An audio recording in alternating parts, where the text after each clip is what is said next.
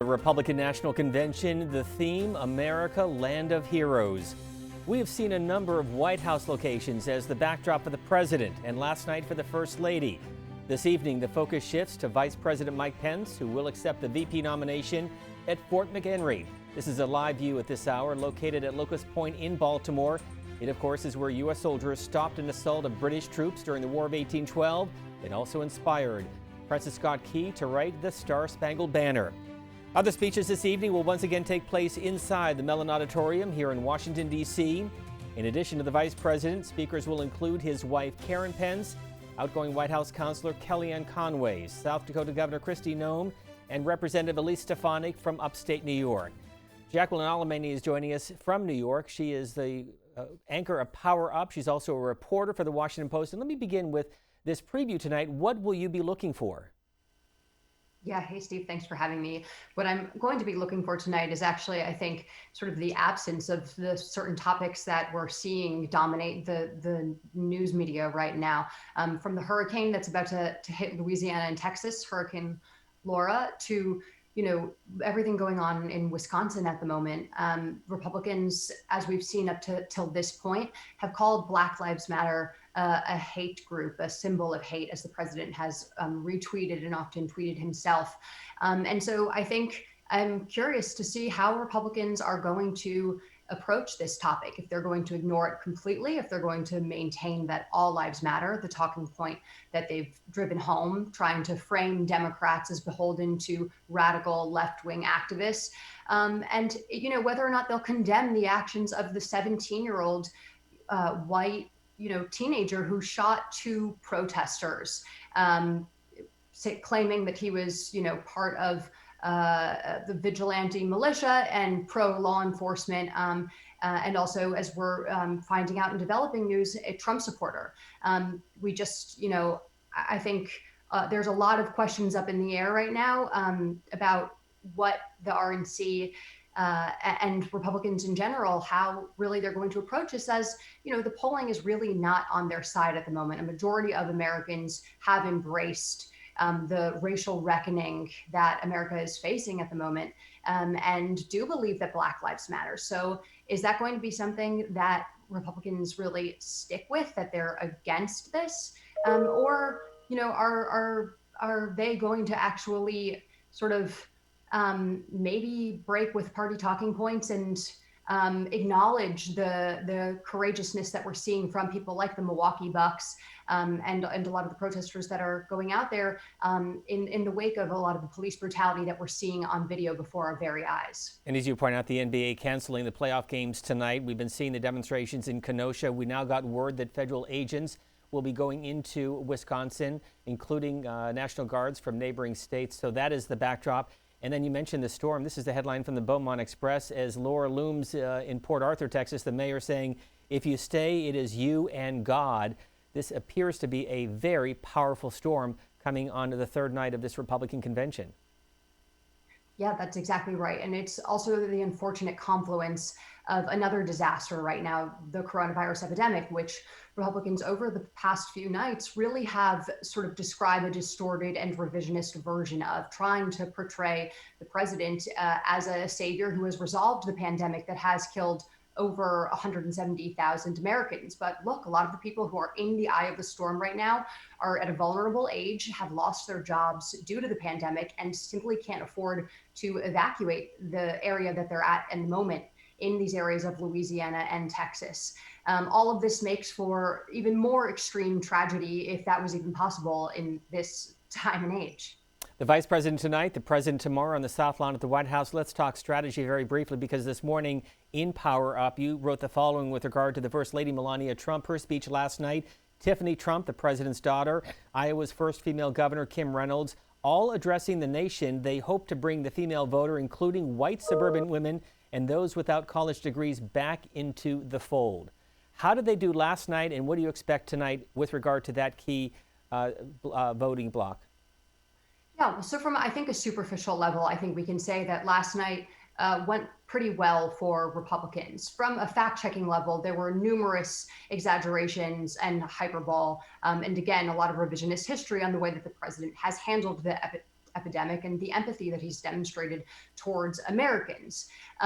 That being said, it was very clear what the campaign was trying to do. They lined up, as you just mentioned, a slate of prominent women who have worked for the president or are related to the president to vouch for him. And, as we saw First Lady Melania Trump vouch for his character to try to bridge that empathy gap and also the gender really chasm that we're seeing right now. Joe Biden leads President Trump with women by a pretty substantial margin. But I talked with several strategists who believe that, white suburban women that the president really needs, that he's really actually hemorrhaging with right now, whom he previously won in 2016, that they still sort of haven't totally made up their mind, and that now, and this convention really was a time to reset with them, communicate a message of hope and empathy, and try to swing them back into the party and prevent them from supporting Joe Biden. We heard from Ambassador Nikki Haley, and last night the Secretary of State Mike Pompeo. Tonight is the night for the Vice President Mike Pence, not only for his own re-election with the president, but clearly an eye on 2024. What do you expect to hear tonight?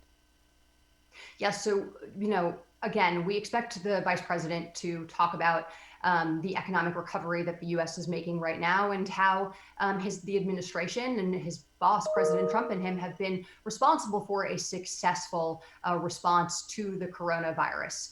But again, I think that, is at risk of being a little bit tone deaf to the current news that is breaking before our very eyes of the unrest that's going on in Wisconsin in response to police brutality and the way it's really taken gripped the nation's attention and caused the NBA, the MLB, and now even potentially the MLS to put sports on hold in protest to police brutality and systemic racism and inequality. But I think, what we had heard this morning and going into the day and tonight is that the Vice President is going to tout the administration's response to the novel coronavirus that, again, has been pretty bungled, isn't approved of mostly by a majority of the American people, and has killed again, over 170,000 Americans. We'll look for your work at WashingtonPost.com. Jacqueline Alemany joining us from New York, and now our live coverage of Day 3 of the Republican National Convention. The shots fired at Concord were men and women of remarkable character and fortitude. An extraordinary spirit fueled the dreams they held. That spirit lived on to win liberty in the Revolution.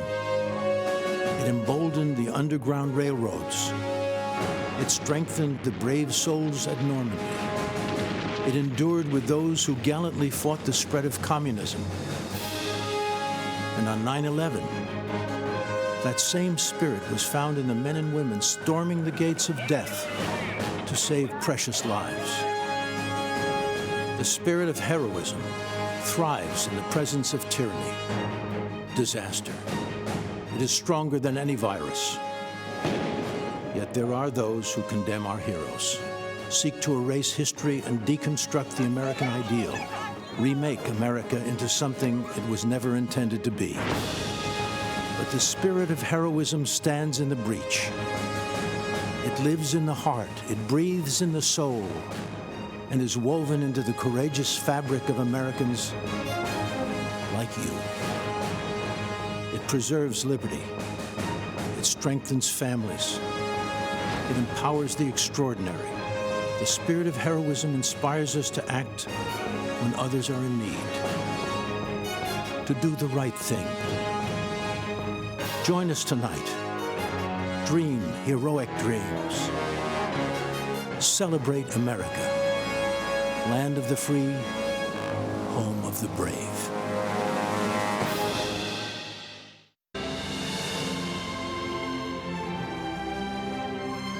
From Washington, D.C., welcome to the 2020 Republican National Convention. Tonight, celebrating America as the land of heroes.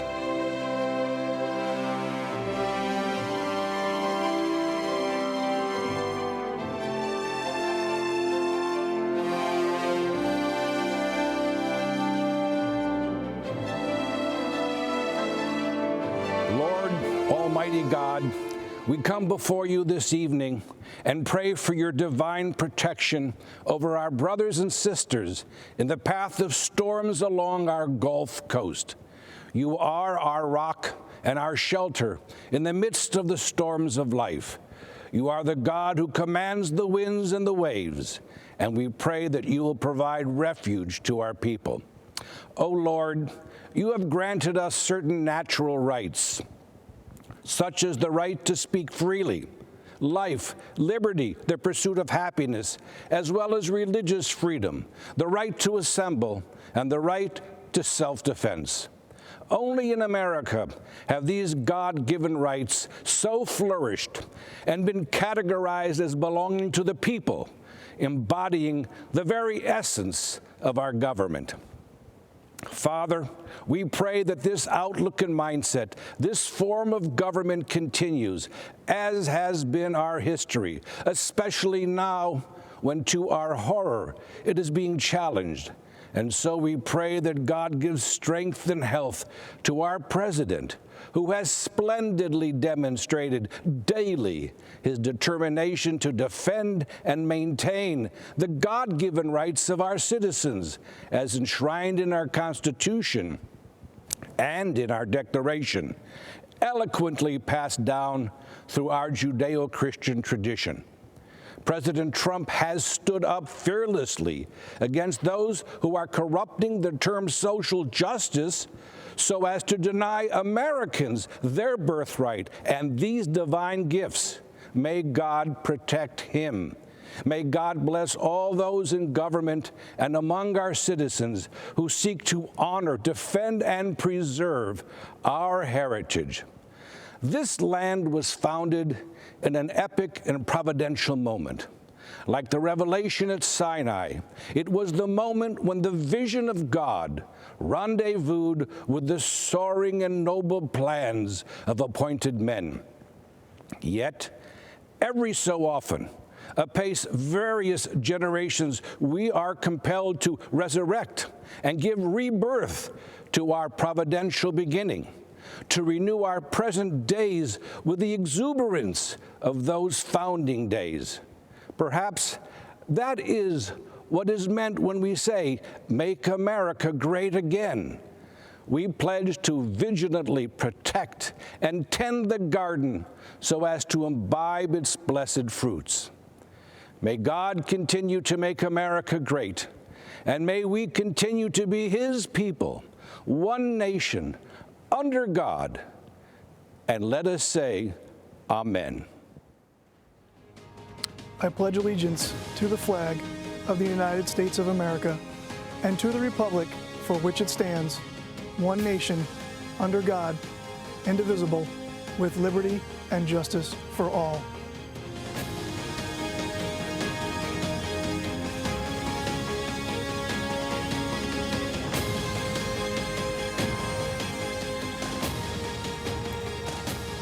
Good evening. I'm Governor Kristi Noem of South Dakota. I'm here tonight because I believe America is an exceptional nation, founded on three principles: equality, freedom, and opportunity. But today, our founding principles are under attack. This year, the choice for Americans is between a man who values these ideals and all that can be built because of them, and a man who isn't guided by these ideals, and coincidentally, has built nothing. Remember, America's battle for independence and fight for self-governance was something that had never been done before. Men of great intellect and wisdom, like James Madison, the father of our Constitution, hoped our constitutional republic would last for ages, mitigate the problems that would naturally arise from political factions, and prevent tyranny. Madison also authored much of the Bill of Rights because he understood the natural tendency of government to increasingly encroach on the people's consent, and thus our freedom. He urged his colleagues to adopt these amendments to enshrine in our Constitution the ideals laid out in the Declaration of Independence, that all power comes from the people, that the government is created and ought to be exercised for the benefit of the people. Our Constitution guarantees the right to speak, to assemble, and to worship, the right to arm ourselves as a counterbalance to a standing army, and the right to a fair and equitable criminal justice system. We must fight to protect these foundational rights from government interference and indifference. America is unique in the world. Government's power at all levels is limited to the confines of our Constitution, which protects our God-given liberties and civil rights. We are not and will not be the subjects of an elite class of so-called experts. We, the people, are the government. Now, at times, our country has struggled to live up to our founding principles. Another great American, Abraham Lincoln, knew that struggle better than anybody. When he was just 28 years old, Honest Abe saw wild and furious passions worse than savage mobs, he said, taking the place of reasoned judgment. He was alarmed by the increasing disregard for the rule of law throughout the country. He was concerned for the people that had seen their property destroyed, their families attacked, and their lives threatened or even taken away. These good people were becoming tired of and disgusted with a government that offered them no protection. Sound familiar? It took 244 years to build this great nation, flaws and all. But we stand to lose it in a tiny fraction of that time if we continue down the path taken by the Democrats and their radical supporters. From Seattle and Portland to Washington and New York, Democrat-run cities across this country are being overrun by violent mobs. The violence is rampant. There's looting, chaos, destruction, and murder. People that can afford to flee have fled, but the people that can't, good, hardworking Americans, are left to fend for themselves. The Republican Party's commitment to individual rights and self-government is as necessary today as it was in 1860 when we won our first presidential election. Our party respects individuals based on who they are. We don't divide people based on their beliefs or their roots. We don't shun people who think for themselves. We respect everyone equally under the Constitution, and we treat them as Martin Luther King Jr. wished, according to the content of their character, not the color of their skin. In just 4 years, President Trump has lifted people of all races and backgrounds out of poverty. He shrunk government. He put money back into the pockets of hardworking, ordinary Americans. He has advanced religious liberty. He protected the Second Amendment. You can look back 50 years. You won't find anyone that has surpassed President Trump's success on these 4 issues alone. History chooses its heroes for the time in which they live. At our founding, Madison was one of the chosen. When the nation's very existence was challenged, it was Lincoln's turn. Thanks to these men, America is a land of hope. Their examples have been repeated in countless ways by simple Americans following their conscience. But there is another American hero to be recognized, and that is the common American. This is who President Trump is fighting for. He's fighting for you.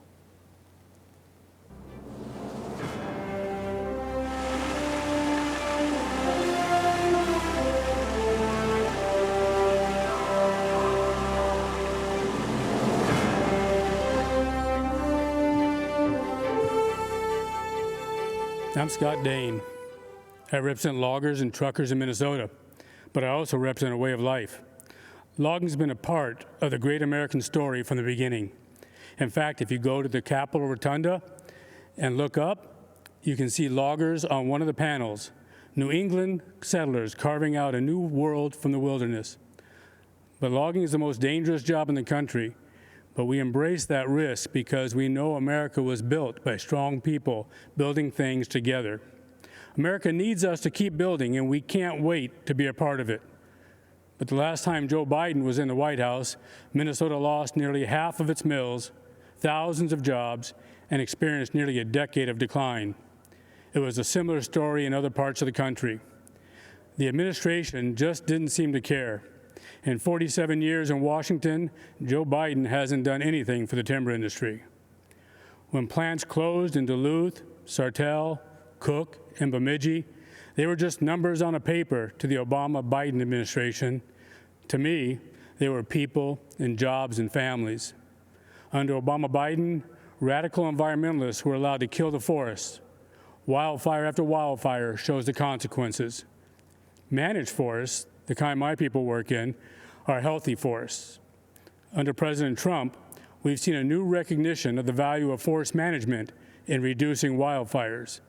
And we've seen new support for our way of life, where a strong back and a strong work ethic can build a strong middle class. We want to build families where we were raised and stand by communities that stood by us. We want that way of life available for the next generation, and we want our forests there too. President Trump, thank you for helping us do just that.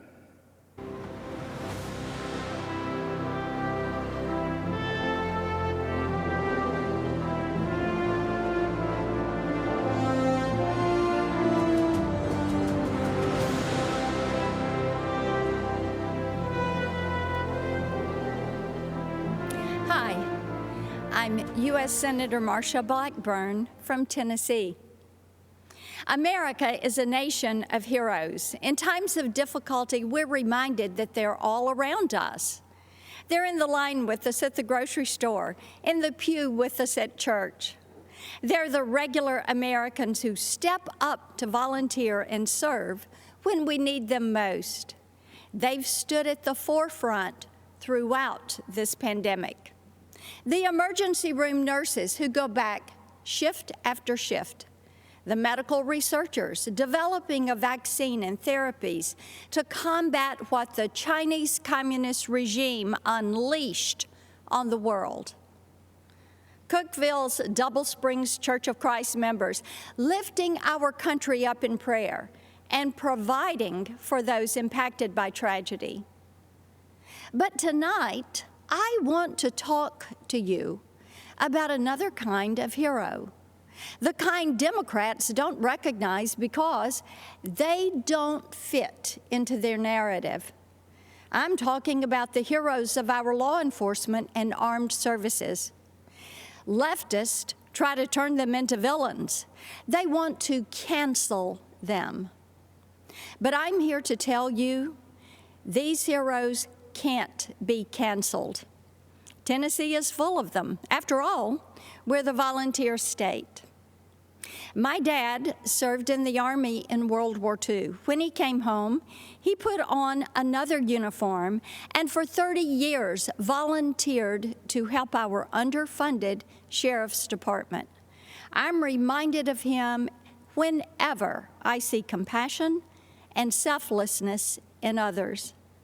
When I see law enforcement officers put their lives on the line every single day to keep our communities safe, in spite of the hatred thrown at them. When I see the heroes who volunteer to serve our country, putting their lives on the line for our freedom.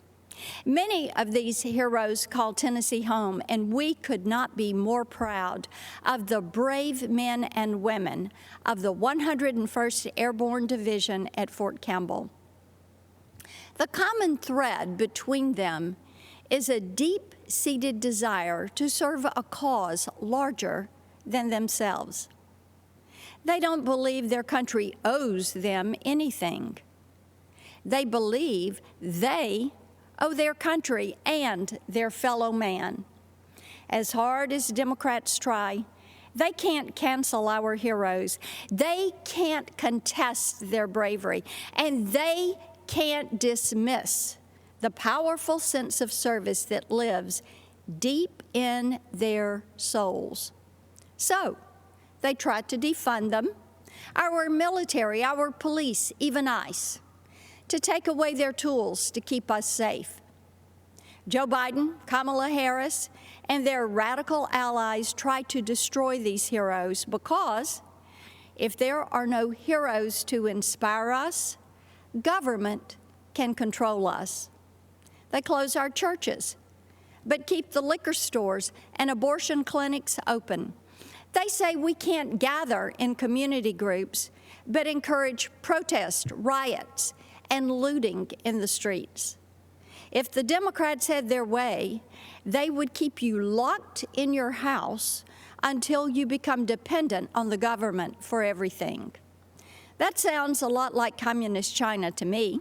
Maybe that's why Joe Biden is so soft on them. Why Nancy Pelosi says that China would prefer Joe Biden. Yep, I bet they would. But President Trump has stood up for our heroes every day. He stood by our law enforcement, our military, and the freedoms we hold dear. He's made good on his promise to put America first.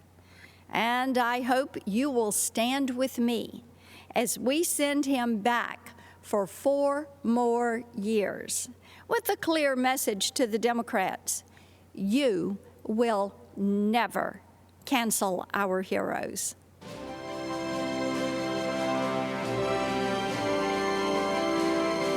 Hi, I'm Congressman Dan Crenshaw.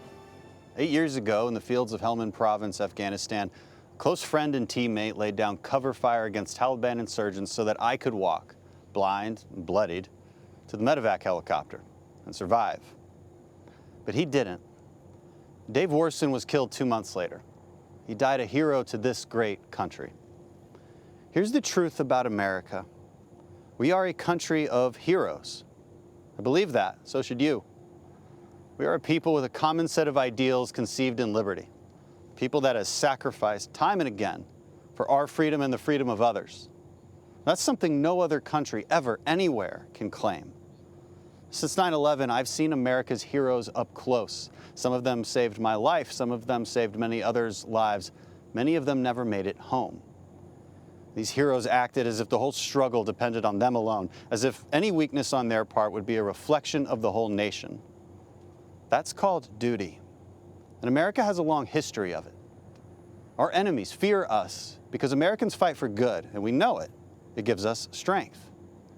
When our heroes are trusted and equipped, then freedom prevails.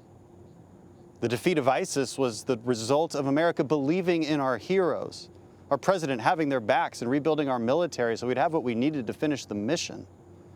The cowering of the Iranian regime and the restoration of the deterrence once lost is the result of America believing in her own might again. But America's heroism isn't relegated to the battlefield. Every single day we see them, if you just know where to look. It's the nurse who volunteers for back-to-back shifts caring for COVID patients because she feels that's her duty. It's the parent who will relearn algebra because there's no way they're letting their kid fall behind while schools are closed. And it's the cop that gets spit on one day and will save a child's life the next. America is the country where the young military wife with 2 young children answers the unexpected knock at the door, looks the man in uniform in the eye, and even as her whole world comes crashing down, she stands up straight, she holds back tears, and takes care of her family, because she must. This is what heroism looks like. It's who we are, nation of heroes. And we need you now more than ever. We need to remind ourselves what heroism really is. Heroism is self-sacrifice. It's not moralizing and lecturing over others when they disagree.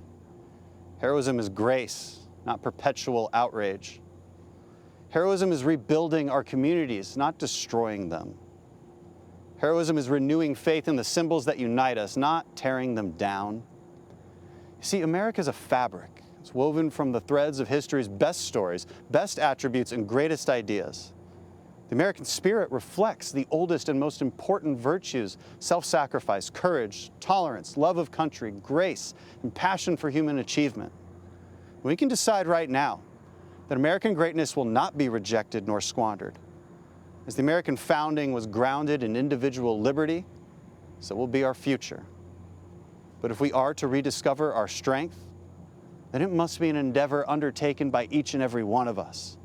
We must become the heroes that we so admire. America was built by them, and our future will be protected by them. It will be protected by you. So God bless America.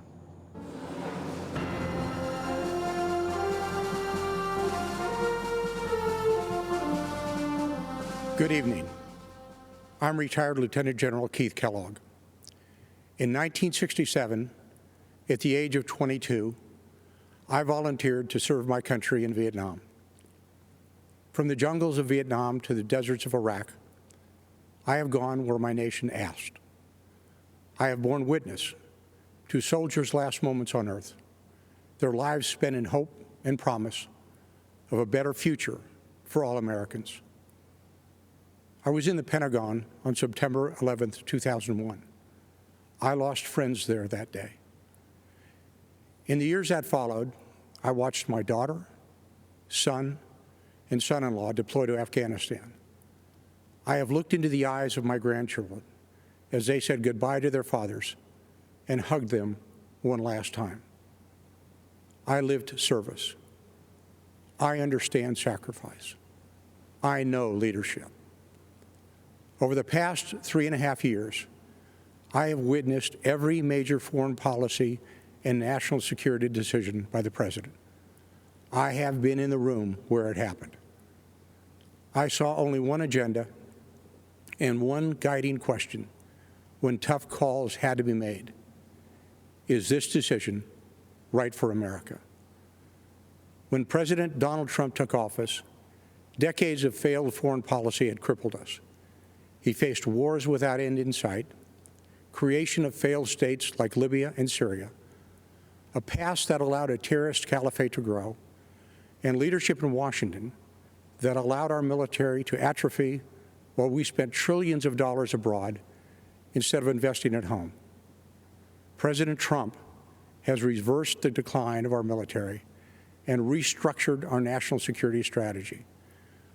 With historic investment and vision, our military is now better equipped, better resourced, and better manned than any military in the world. President Trump demolished the terrorist ISIS caliphate in the Middle East and eliminated its leader, al-Baghdadi, one of the world's most brutal terrorists. President Trump took decisive action against Iranian terrorist mastermind, Qasem Soleimani, a man responsible for deaths of hundreds of American servicemen in Iraq. When our NATO allies failed to meet their commitments as we upheld ours, President Trump demanded parity. NATO members have now increased their contributions over $100 billion this year, and NATO's Secretary General credits President Donald J. Trump. President Trump challenged and continues to challenge an ever increasingly provocative and militant China. But make no mistake, President Trump is no hawk. He wisely wields the sword when required, but believes in seeking peace instead of perpetual conflict. Just over a week ago, our president brokered a peace agreement between the United Arab Emirates and Israel, the first in the Middle East in over 25 years. And this week, Afghan negotiators, with help from American officials, will start peace negotiations between the Taliban and the Afghan government to end America's longest war. Ask yourself, has this president kept his promises to keep us out of needless conflicts and to pursue ending wars without end? Has he defended your interests in renegotiating trade deals that previously hurt Americans and our national security? Has he fulfilled his commander-in-chief role by decisively going after our nation's enemies? You and I know the answer is yes. The choice is clear. This is the most important election of our lifetime. The next 4 years will decide the course of our country for decades to come. I am asking you to stand up and be counted so we never have to look back and recall what it was once like in America when men and women were free, our families were secure, and we had a president who served the people. God bless America. Thank you, and good night.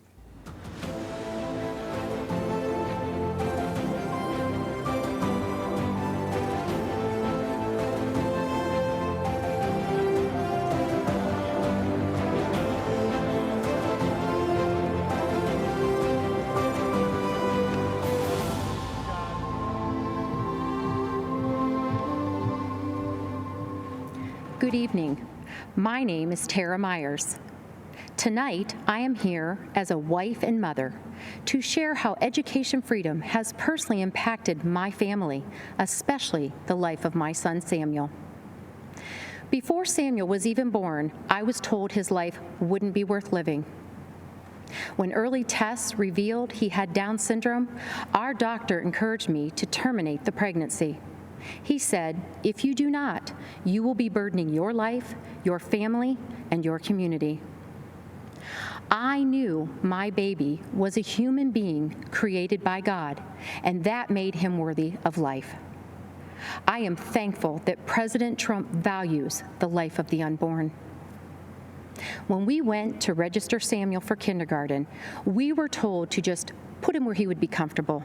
Don't stress him out by trying to teach him. When we pushed for him to attend his neighborhood school with his sisters, we were told, just go home and let us do what we do.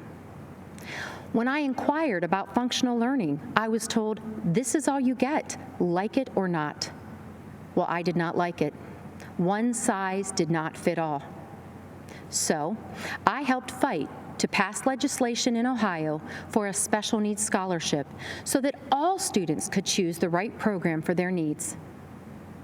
I worked to start a new functional learning program at our local private school. Finally, Samuel had an appropriate place to learn. Last December, Samuel was invited to the White House to meet our president and share his thoughts on education freedom.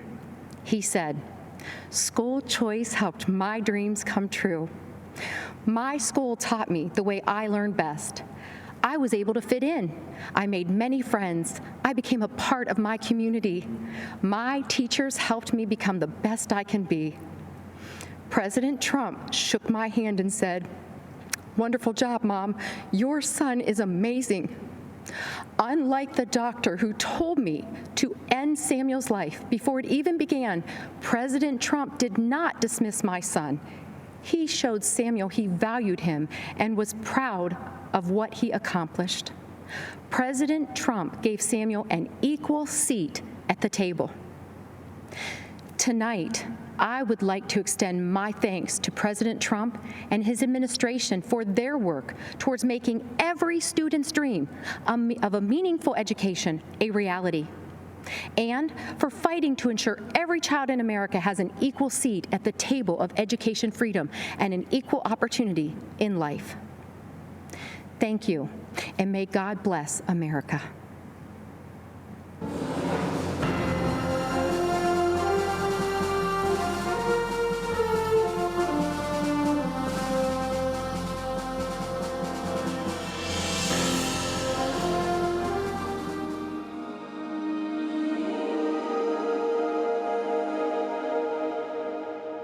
It all started at a tea party.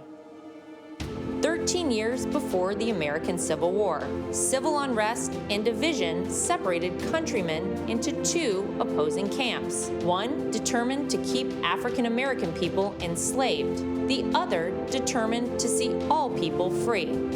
Elizabeth Cady Stanton and Lucretia Mott felt the call to fight for that freedom when they were selected as delegates for an anti-slavery convention. But upon arrival, were told they could not speak or vote at the male-dominated event. On July 9, 1848, Mott, Stanton, and 3 other women met for tea. By the end of the day, they'd formed a coalition with the sole purpose of gaining the right for women to vote, so they in turn would be free to fight for the freedoms of others. Women across America united and formed activist groups working tirelessly to win the vote for American women. The unconquerable Susan B. Anthony became one of the most visible leaders of women's suffrage when, in 1872, she registered and voted for every Republican on the ballot. As punishment for her actions, she was arrested for illegal voting. At the request of Susan B. Anthony, Senator A.A. Sargent introduced the 19th Amendment in 1878. The Susan B. Anthony Amendment was submitted and defeated 4 times, but women continued to fight. Sojourner Truth and many other black suffragettes defied segregation, fighting for all women's voices to be heard and allowed to vote. For the 2 years prior to ratification, the Silent Sentinels quietly picketed the White House. finally, when Republicans regained control of Congress. On August 26, 1920, the Equal Suffrage Amendment was signed into law. Women's suffrage movement took 72 years and would change the lives of women forever. The victory was achieved peacefully through the valiant efforts of women patriots and the democratic process. 100 years later, in a bold declaration of rights for women, President Trump granted a full pardon to Susan B. Anthony on the 100th anniversary of the 19th Amendment's ratification. Women's suffrage was born from a desire to fight for the freedom of others. Now, we, the great patriots of America, will band together once again. And with one unified voice, we will vote for freedom.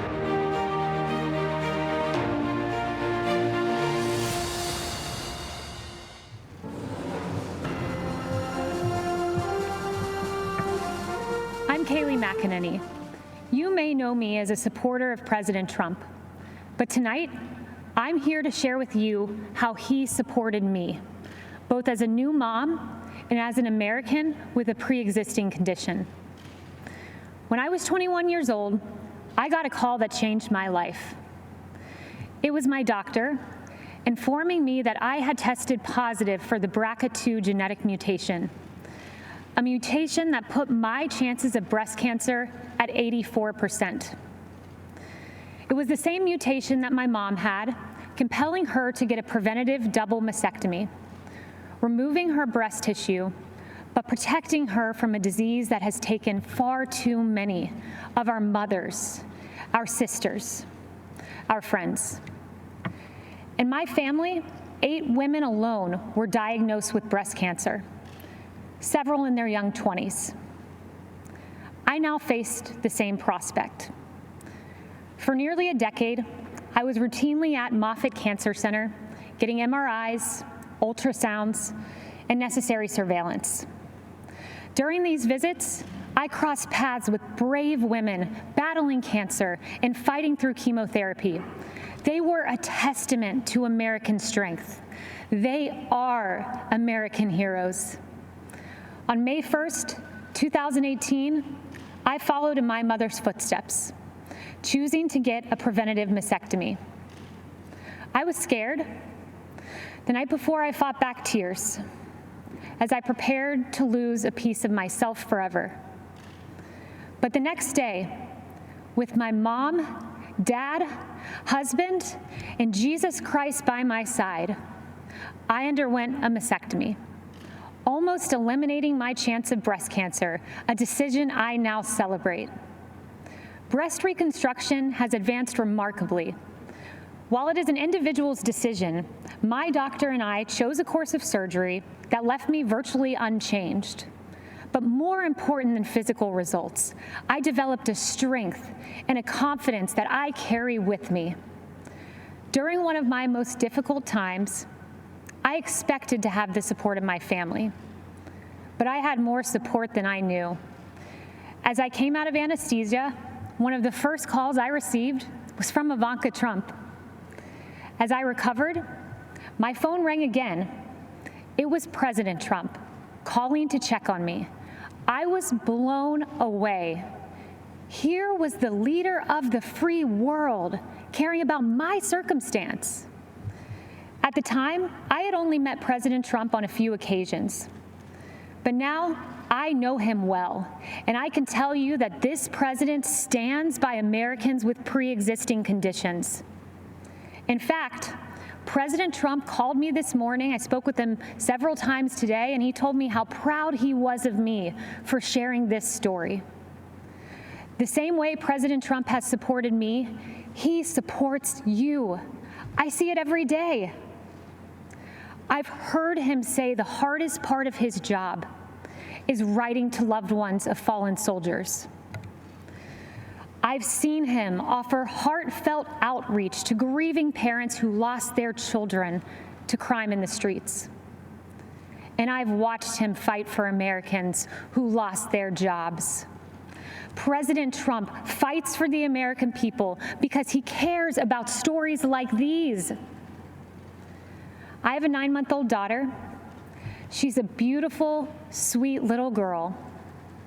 and I choose to work for this president for her. When I look into my baby's eyes, I see a new life, a miracle for which I have a solemn responsibility to protect. That means protecting America's future, a future President Trump will fight for, where our neighborhoods are protected, where life is sacred, where God is cherished, not taken out of our schools, removed from our pledge, and erased from our history. I want my daughter to grow up in President Donald J. Trump's America. Choosing to have a preventative mastectomy was the hardest decision I ever had to make. But supporting President Trump, who will protect my daughter and our children's future, was the easiest.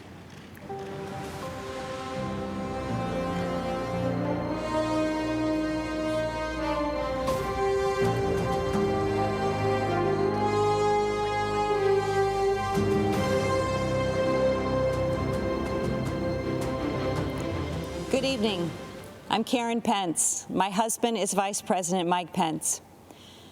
100 years ago today, the 19th Amendment was adopted into the United States Constitution, guaranteeing women the right to vote.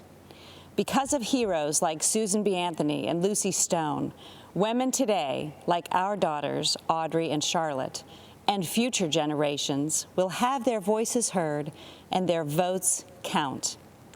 The women's suffrage movement was the gateway that led to women having the opportunities to achieve monumental milestones and accomplish significant achievements in both civic and governmental roles. This evening, we look at heroes in our land. As Second Lady of the United States for the past 3.5 years, I have had the honor of meeting many heroes across this great country. The Pences are a military family. Our son Michael serves in the United States Marines, and our son-in-law Henry serves in the U.S. Navy. And one of my key initiatives is to elevate and encourage military spouses. These men and women, like our daughter Charlotte and our daughter-in-law Sarah, are the home front heroes. I have been privileged to hear so many stories of selfless support, volunteer spirit, and great contributions to the armed forces and our communities. You know, military spouses may experience frequent moves and job changes, periods of being a single parent while their loved one is deployed, all while exhibiting pride, strength, and determination, and being a part of something bigger than themselves. To all of the military spouses, thank you. President Trump and Vice President Pence have been supporting our United States Armed Forces, including our military families, on a significant scale.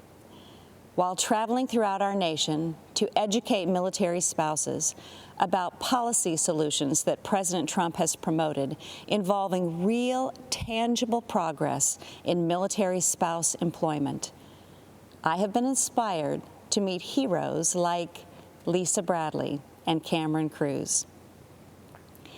These military spouses decided to start their own business, Our Riveter, named after the Rosie the Riveter campaign used to recruit women workers during World War II. Our Riveter makes beautiful handbags designed and manufactured exclusively by military spouses. And many of those spouses live all over the country. They prepare and send their section of the bags to the company located in North Carolina, where the final product is assembled. Military spouse hero Jalon Hall Johnson in Billings, Montana, is a culinary artist who had dreamed of starting her own restaurant.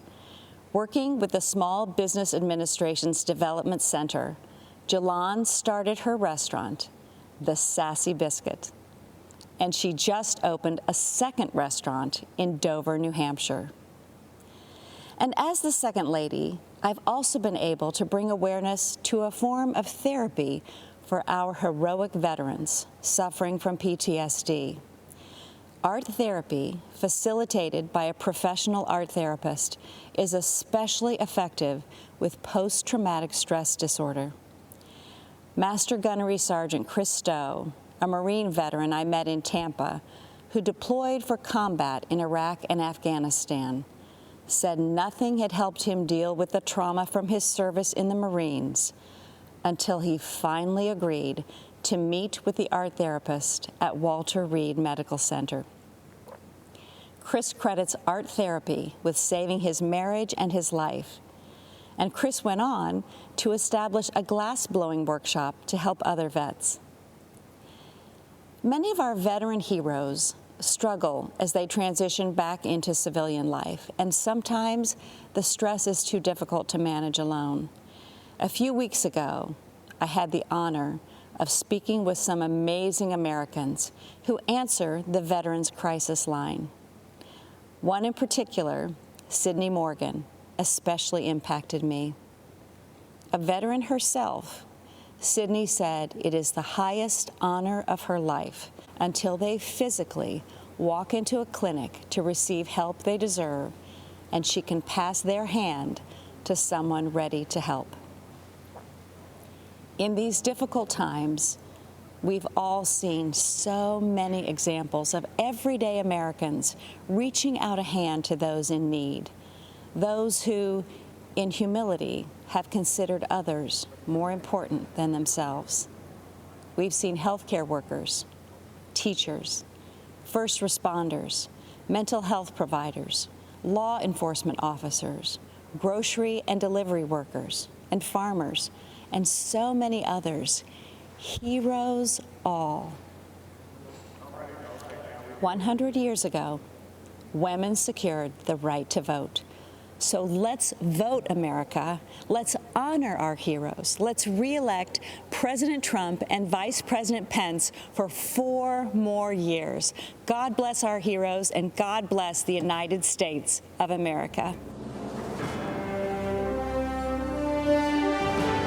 We hold these truths to be self-evident, that all men are created equal, that they are endowed by their Creator with certain unalienable rights, that among these are life, liberty, and the pursuit of happiness.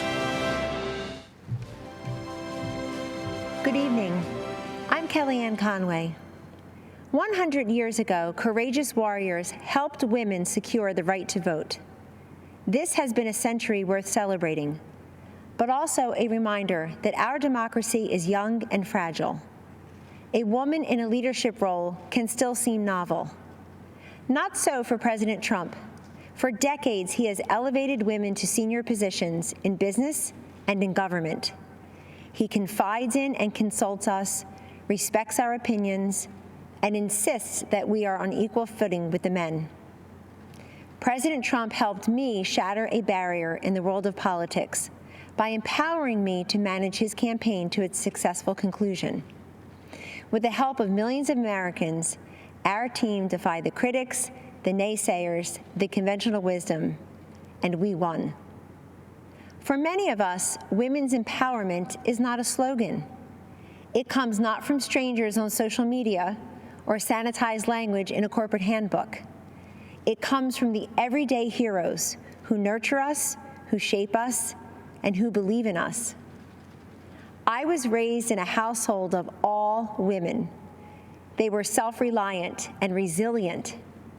Their lives were not easy, but they never complained. Money was tight, but we had an abundance of what mattered most: family, faith, and freedom. I learned that in America, limited means does not make for limited dreams. The promise of America belongs to us all. This is a land of inventors and innovators, of entrepreneurs and educators, of pioneers and parents, each contributing to the success and the future of a great nation and her people. These everyday heroes have a champion in President Trump. The teacher who took extra time to help students adjust to months of virtual learning.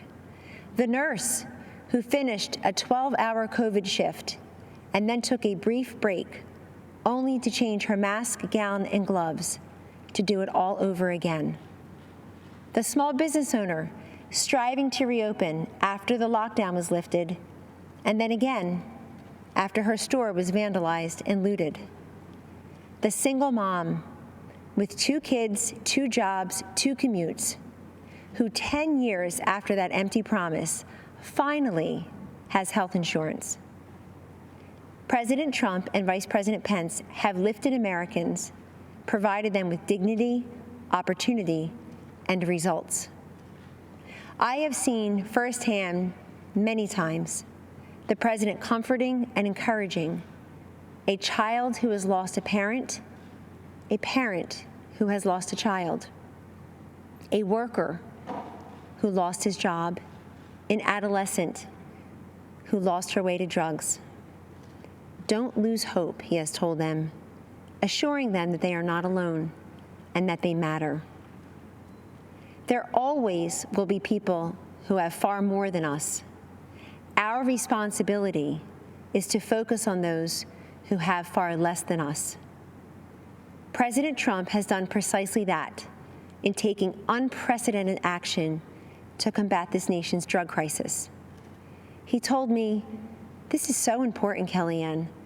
So many lives have been ruined by addiction and will never even know it because people are ashamed to reach out for help and they're not even sure who to turn to in their toughest hour."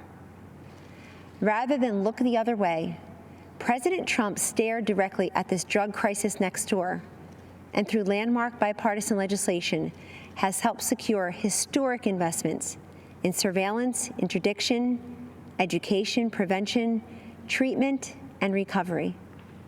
We have a long way to go, but the political inertia that costs lives and the silence and the stigma that prevents people in need from coming forward is melting away. This is the man I know and the president we need for 4 more years. He picks the toughest fights and tackles the most complex problems. He has stood by me, and he will stand up for you. In honor of the women who empowered me and for the future of the children we all cherish, thank you, and God bless you always.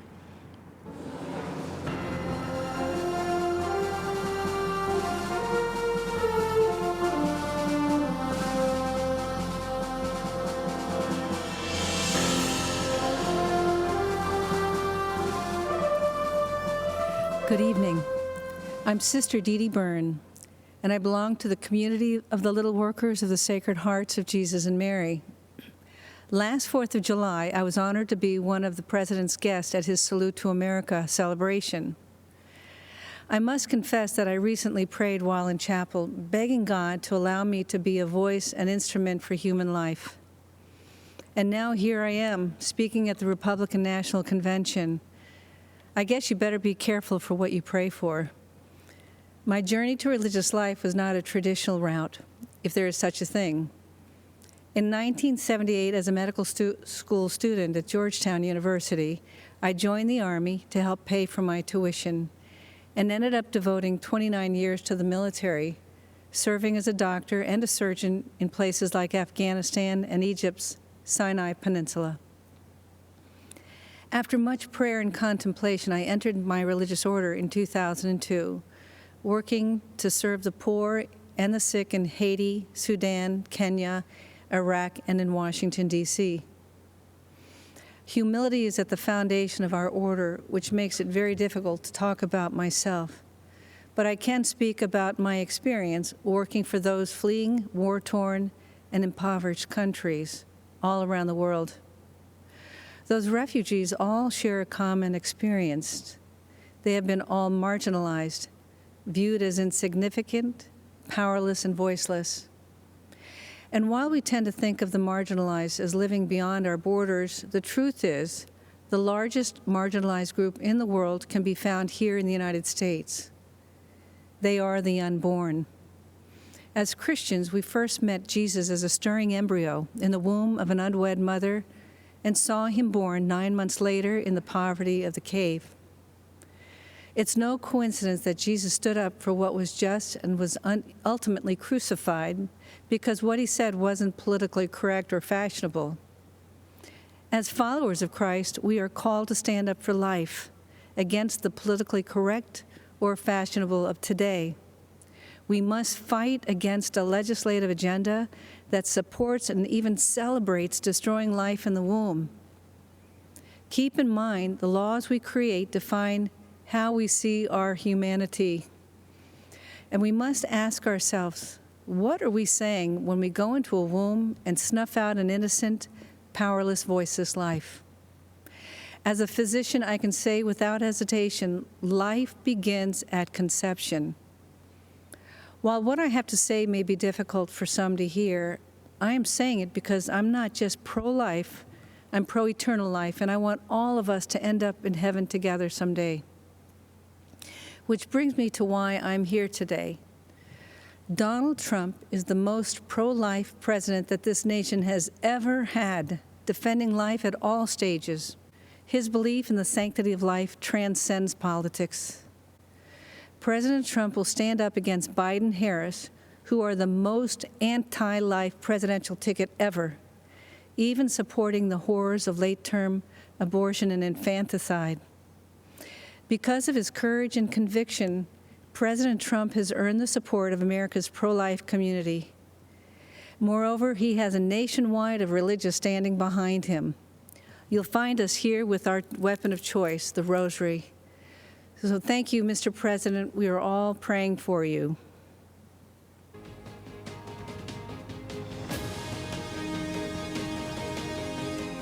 I'm Lou Holtz.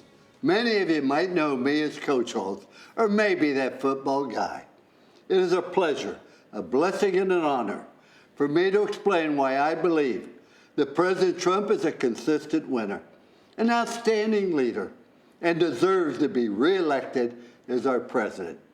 First, I want you to know that I grew up in a one-bedroom house in West Virginia. I may have been poor, but the lessons my parents taught me were priceless.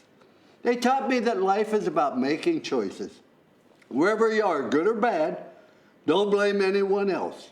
Go get an education, get to work. You can overcome any obstacles, and always remember that in this great country of ours, anyone can amount to something special. I lived by those principles of hard work and responsibility my whole life, living out the American story, and it works.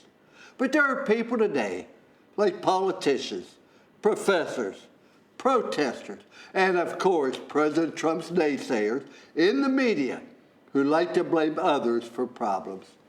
They don't have pride in our country. And because they no longer ask, what can I do for my country? Only what the country should be doing for them. They don't have pride in themselves. That's wrong. When I was an officer in the Army, I served with so many great Americans who embraced their responsibility to our country. I'm so proud of their sacrifices and the opportunity it has provided for so many millions. America remains a land of opportunity, no matter what the other side says or believes. You know, there's a statue of me at Notre Dame. I guess they needed a place for the pigeons to land. But if you look closely, you will see these three words there: trust, commitment, and love. All my life, I've made my choices based on these three words. I use these three rules to make choices about everything: my beloved wife of 59 years, athletes I coached, and of course, politicians, even President Trump. I ask myself three things. One, can I trust them? When a leader tells you something, you got to be able to count on it. That's President Trump. He says what he means what he says, and he's done what he said he would do at every single turn. One of the important reasons he has my trust is because nobody has been a stronger advocate for the unborn than President Trump. The Biden-Harris ticket is the most radically pro-abortion campaign in history. They and other politicians are Catholics in name only and abandon innocent lives. President Trump protects those lives. I trust President Trump. The second question I ask is, are they committed to doing their very best? President Trump always finds a way to get something done. If you want to do something bad enough, you will find a way. If not, you'll find an excuse. And excuses are a lot easier to find than solutions. President Trump finds solutions. President Trump is committed. And the third question I ask is, do they love people? Do they care about others? To me, this is very clear. President Trump has demonstrated through his prison reform, advocating for school choice and welfare reform, that he wants Americans from all walks of life to have the opportunity to succeed and live the American dream. President Trump loves our country and our great people. Trust, commitment, and love. In President Trump, we have a president we can trust, who works hard at making America greater and who genuinely cares about people. If I apply this test to Joe Biden, I can't say yes to any of these three questions. I used to ask our athletes at Notre Dame, if you did not show up, who would miss you and why? Can you imagine what would happen to us if President Trump had not shown up in 2016 to run for president? I'm so glad he showed up. Thank you for showing up, Mr. President. I encourage everyone who loves this country, who loves America, to show up in November for President Trump. Thank you.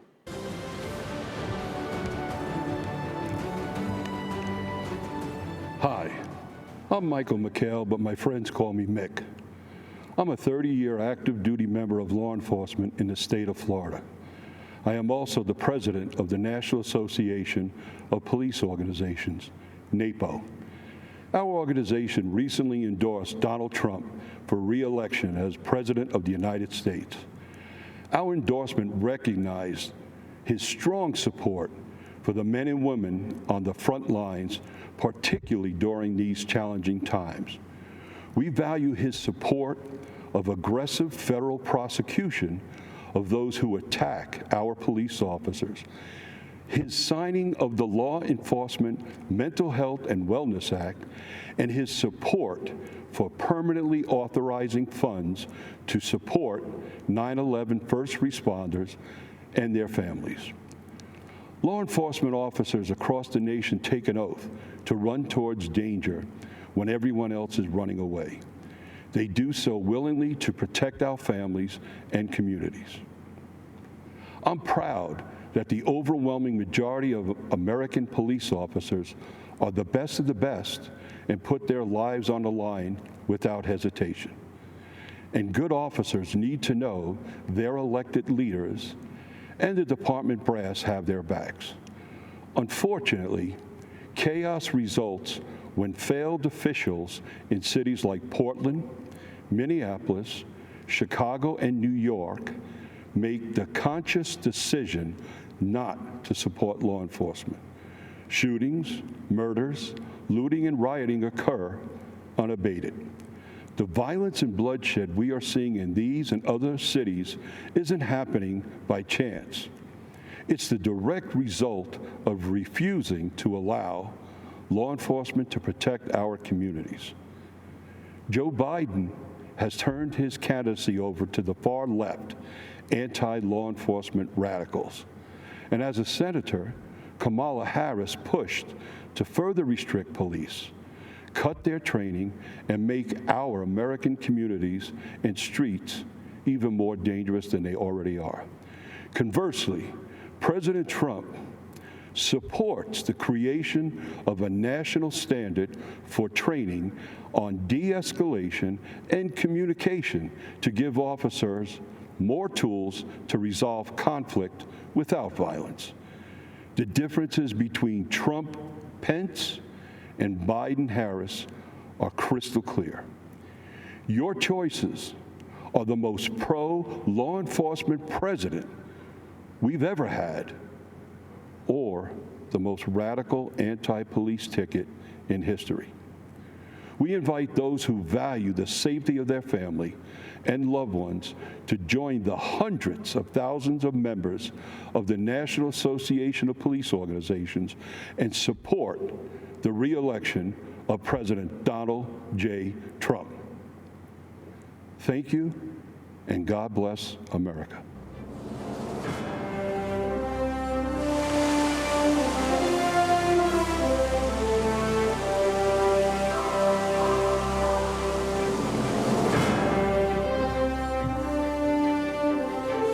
Congresswoman Elise Stefanik, and I am honored to represent New York's 21st Congressional District, the cradle of the American Revolution. It's where almost 250 years ago, brave patriots fought in the battles of Saratoga to turn the tide of the Revolutionary War. It's where 40 years ago in Lake Placid, a team of amateur hockey players out-hustled, out-skated, and defeated the Soviet Union, stunning the world and giving us the unforgettable Miracle on Ice. And today, it's home to Fort Drum and the historic 10th Mountain Division, the most deployed unit in the U.S. Army since 9/11, where I saw firsthand President Trump graciously thank and honor our men and women in uniform and sign the largest pay raise for our troops in a decade. Since our nation's founding, generation after generation of everyday Americans served and sacrificed to preserve and strengthen the American dream, the vision of life, liberty, and the pursuit of happiness, and the idea that if you work hard and dream big, you can achieve anything you imagine. I believe in the American dream because I've lived it. Like millions of Americans, I grew up in a small business family where I learned the values of hard work and determination. I was the first person in my immediate family to graduate from college, ran for Congress to serve upstate New York, and am proudly the youngest Republican woman elected to Congress in history.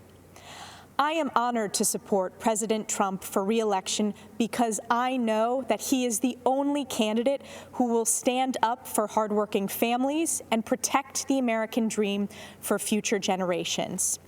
Since his first day in office, President Trump has fought tirelessly to deliver results for all Americans, despite the Democrats' baseless and illegal impeachment sham and the media's endless obsession with it.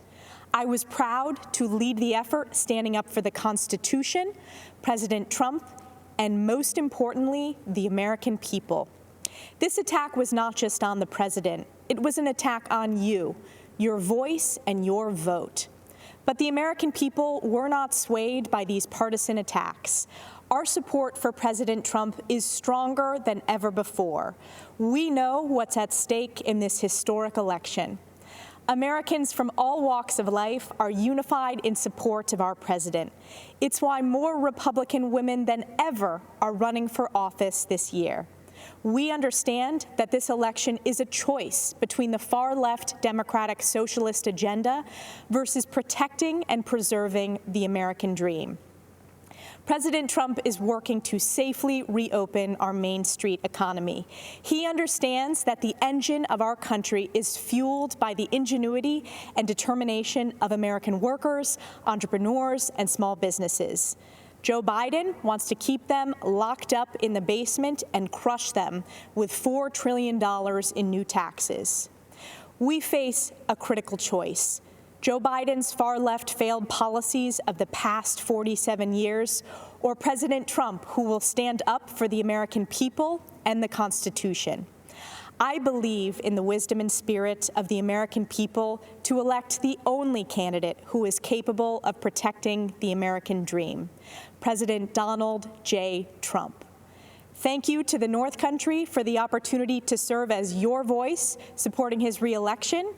God bless the United States of America, the greatest country on earth.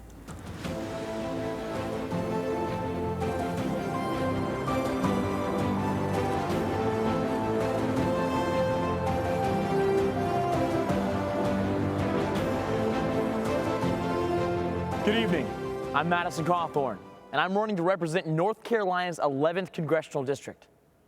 This is a time of great adversity for our country, and I know something about adversity. At 18 years old, I was in a horrific car accident that's left me paralyzed from the waist down. Instantly, my hopes and dreams were seemingly destroyed. I was given a 1% chance of surviving, but thanks to the power of prayer, a very loving community, and many skilled doctors, I made it. It took me over a year to recover.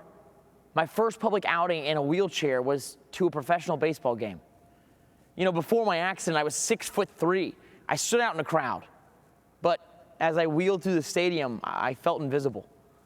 At 20, I thought about giving up. However, I knew I could still make a difference. You know, my accident has given me new eyes to see and new ears to hear. God protected my mind and my ability to speak. So I say to people who feel forgotten, ignored, and invisible, I see you. I hear you. At 20, I made a choice. In 2020, our country has a choice. We can give up on the American idea, or we can work together to make our imperfect union more perfect. I choose to fight for the future, to seize the high ground and retake the shining city on a hill. While the radical left wants to dismantle, defund, and destroy, Republicans, under President Trump's leadership, want to rebuild, restore, and renew. I just turned 25. When I'm elected this November, I'll be the youngest member of Congress in over 200 years. And if you don't think young people can change the world, then you just don't know American history. George Washington was 21 when he received his first military commission. Abe Lincoln, 22 when he first ran for office. And my personal favorite, James Madison, was just 25 years old when he signed the Declaration of Independence. In times of peril, young people have stepped up and saved this country, abroad and at home. We held the line, scaled the cliffs, crossed oceans, liberated camps, and cracked codes. Yet today, political forces want to usher in the digital dark ages, a time of information without wisdom and tribalism without truth. National leaders on the left have normalized emotion-based voting and a radicalized identity politics that rejects Martin Luther King's dream. MLK's dream is our dream, for all Americans to be judged solely on their character. Millions of people risk their lives every year to come here because they believe in the dream of MLK and the American dream. Join us as we, the Party of Freedom, double down on ensuring the American dream for all people. We are committed to building a new town square. It welcomes all ideas and all people. Here we will have freedom of speech, not freedom from speech. To liberals, I say let's have a conversation. Be a true liberal. Listen to other ideas and let the best ones prevail. And to conservatives, I say let's define what we support and win the argument in areas like healthcare and on the environment. In this new town square, you don't have to apologize for your beliefs or cower to a mob. You can kneel before God, but stand for our flag.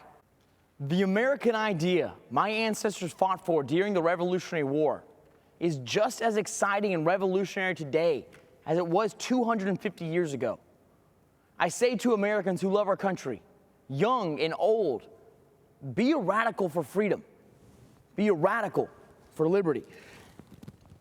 And be a radical for our republic, for which I stand, one nation under God, with liberty and justice for all. Thank you, and may God bless America.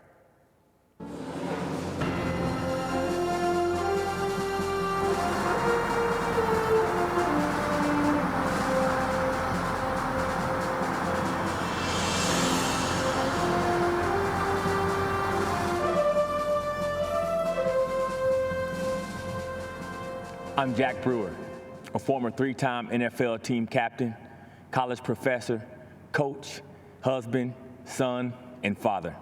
I'm also a lifelong Democrat, but I support Donald Trump. Let me be clear. I didn't come here for the popularity or the praise, the likes or the retweets. I'm here as a servant to God, a servant to the people of our nation, and a servant to our president. I grew up in Grapevine, Texas, a town that my great-grandfather was the first black man to settle as a sharecropper in 1896. My early high school experience included fighting with skinheads and being a witness in an attempted murder trial after my friend shot a skinhead in self-defense. I remember my dad's bravery when he personally stood up against a KKK rally in my town. In my house, my father taught me to back down from no one. I know what racism looks like. I've seen it firsthand. In America, it has no resemblance to President Trump.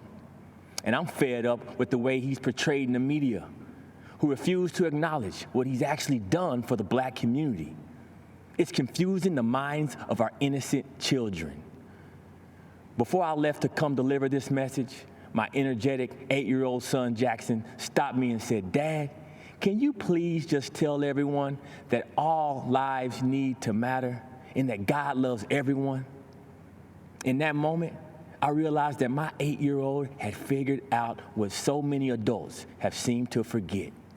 We are not as divided as our politics suggest.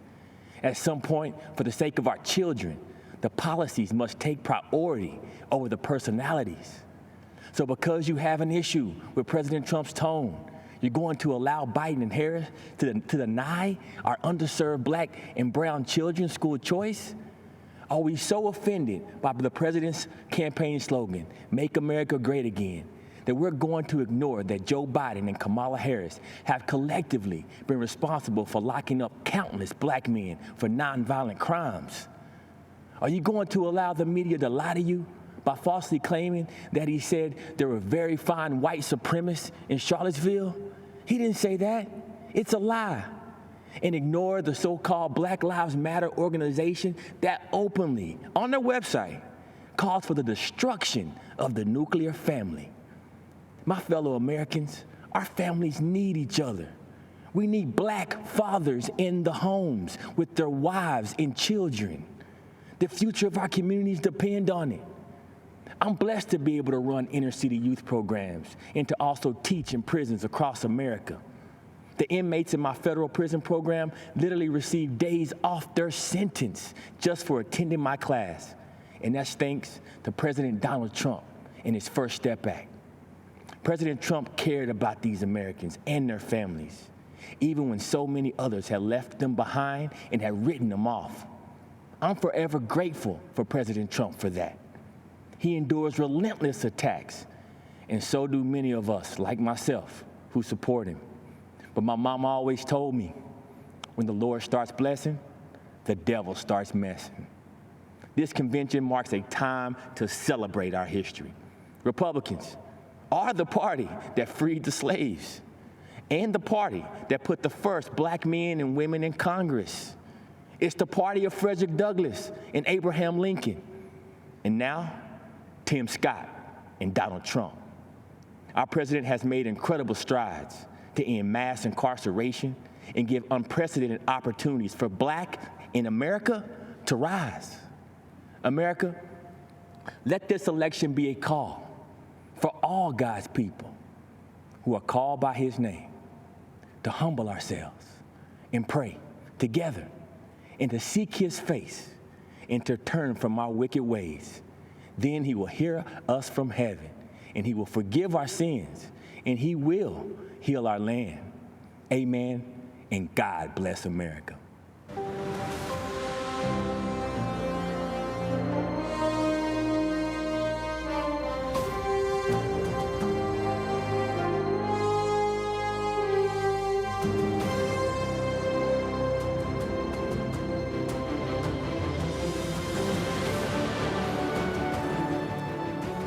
Greetings.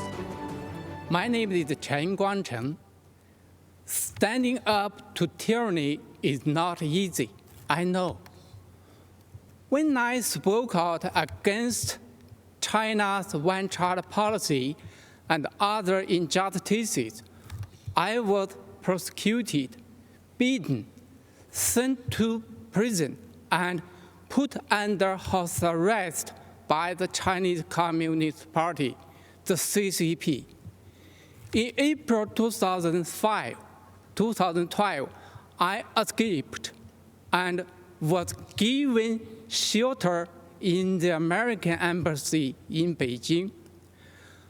I'm forever grateful to the American people for welcoming me and my family to the United States, where we are now free. The CCP is an enemy of humanity.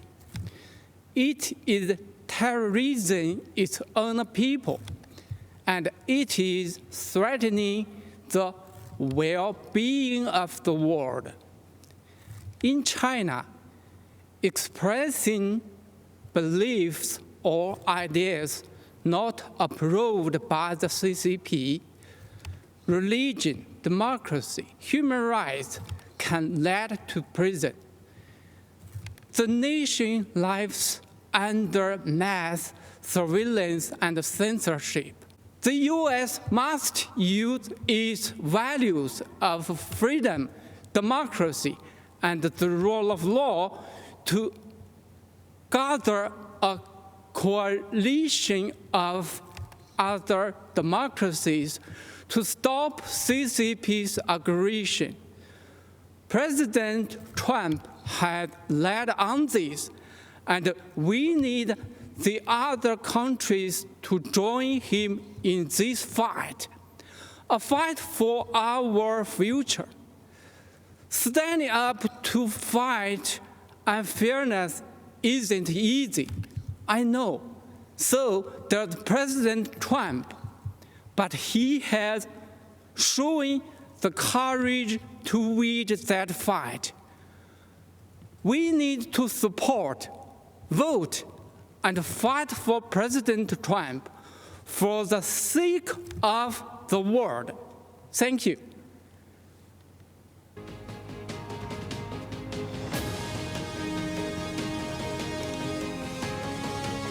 I'm Congressman Lee Zeldin. Tonight, as we celebrate America as a land of heroes, I'm here at a VFW Post of Heroes in West Hampton Beach, New York.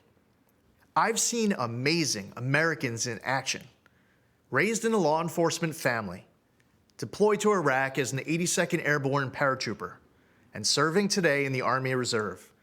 My generation of post-9/11 veterans has huge shoes to fill, following our greatest generation that fought tyranny and saved the world. All over our country, everyday heroes serve and sacrifice for the greater good. Farmers, truckers, craftsmen, these heroes keep America running, and President Trump fights for them every day. This year, we've especially relied on one particular group of heroes, frontline medical workers. My twin daughters, Michaela and Ariana, were born over 14 weeks early. They weighed just 1.5 pounds. At 2 weeks, Michaela went into septic shock, had a stroke, and underwent brain surgery, leaving 1/3 of the left side of her brain a hole. Her doctors didn't believe Michaela would survive, fearing dire permanent consequences even if she did. Through the miracles of modern medicine, power of prayer, and her will to live, my daughters are now starting high school and doing great, with no long-term effects from those frightful months in the NICU. So when I learned my county's PPE stockpile was depleted, I immediately thought of those healthcare workers who saved my baby girls. Jared Kushner and I were on the phone late into that Saturday night. The very next day, President Trump announced he was sending us 200,000 N95 masks. He actually delivered almost 400,000. That number quickly grew to 1.2 million masks, gowns, and more.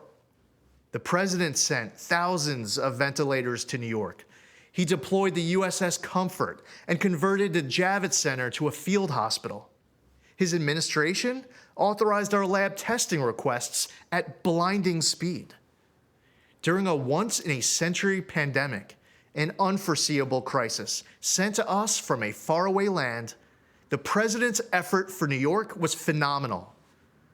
For our nation to emerge even stronger, more prosperous, freer, and more secure than ever. To make our country greater than ever before, we must re-elect President Trump.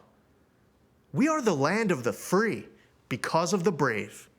And we are the land of opportunity because we have a president who wants to empower the best of who we are to be the best of what we can be. There's never been a nation greater than ours. Never a people more resilient than ours. And never a future for America more promising than ours right now. Keeping America great is up to us, and losing is not an option. And I'm very proud to have President Trump in office here. He's the best we've ever had. He's done the most for any president ever done. He's always there trying to take care of veterans, giving veterans what they need. The turnaround times have increased since Trump has taken over. You have to fight 15 years for benefits, but once he came into office, you had like 90 days. You turned your paperwork in, at least you had some kind of answer. I waited months for a signature on a piece of paper to get a prosthetic leg fixed, and now it's a lot better turnaround. But before, it was a 5-year waiting process to appeal. So how long do we have to wait for benefits? I waited 20 years to file. Rapidly was approved for medical, and then turned right around and got disability. I was thinking it was going to be several years worth of waiting to hear. He's accomplished a lot in 3.5 years. And it helps the American people, and he has done a lot for veterans, for the middle class. I chose to serve my country. If I could do it, I would do it all over again, especially for this president. I mean, he's the kind of president you'd run through a brick wall if he asked you to. Went through many presidents, but this one, I can say, is the best president we've ever had and ever will have, I believe.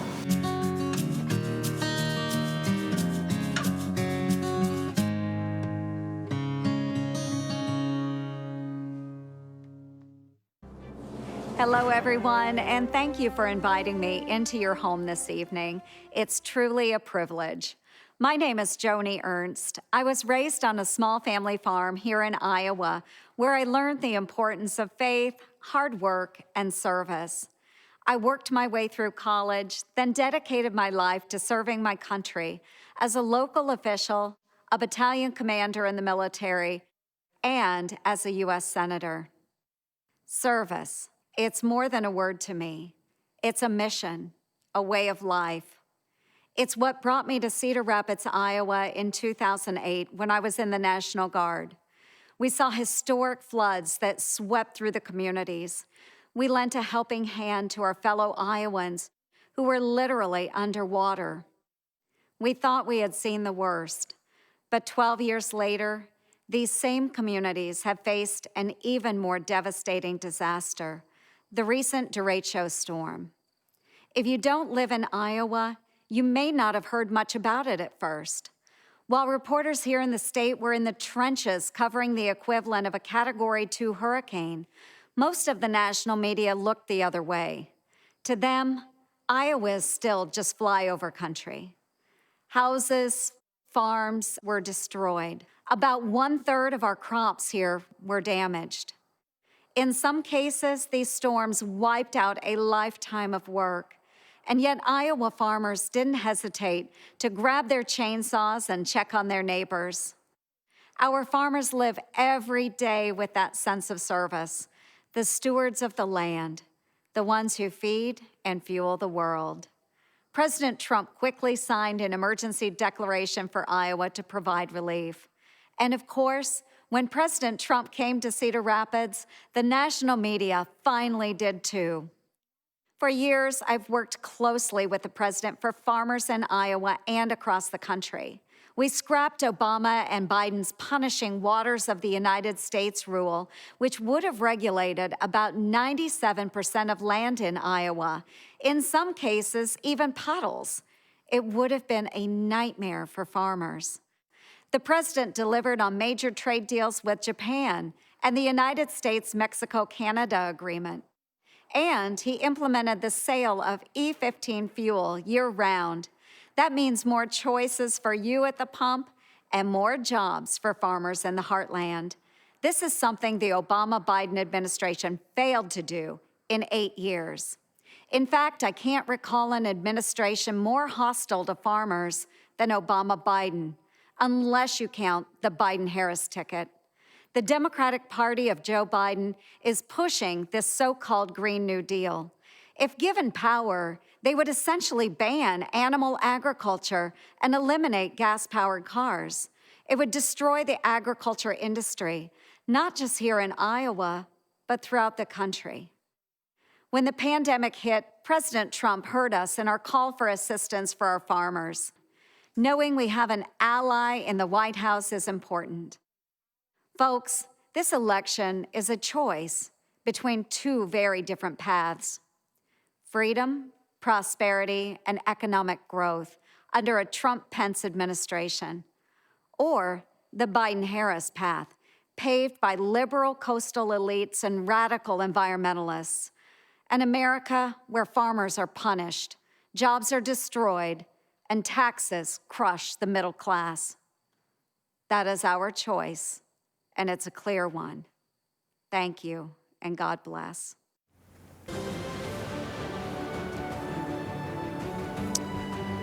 Ladies and gentlemen, I'm Burgess Owens.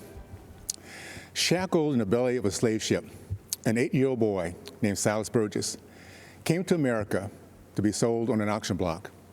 By the grace of God and the courage of slaves who believed in freedom, Silas escaped through the Underground Railroad and settled in the great state of Texas. He went on to become a successful entrepreneur. He built his community's first church, first elementary school, and purchased 102 acres of farmland, which he paid off in 2 years.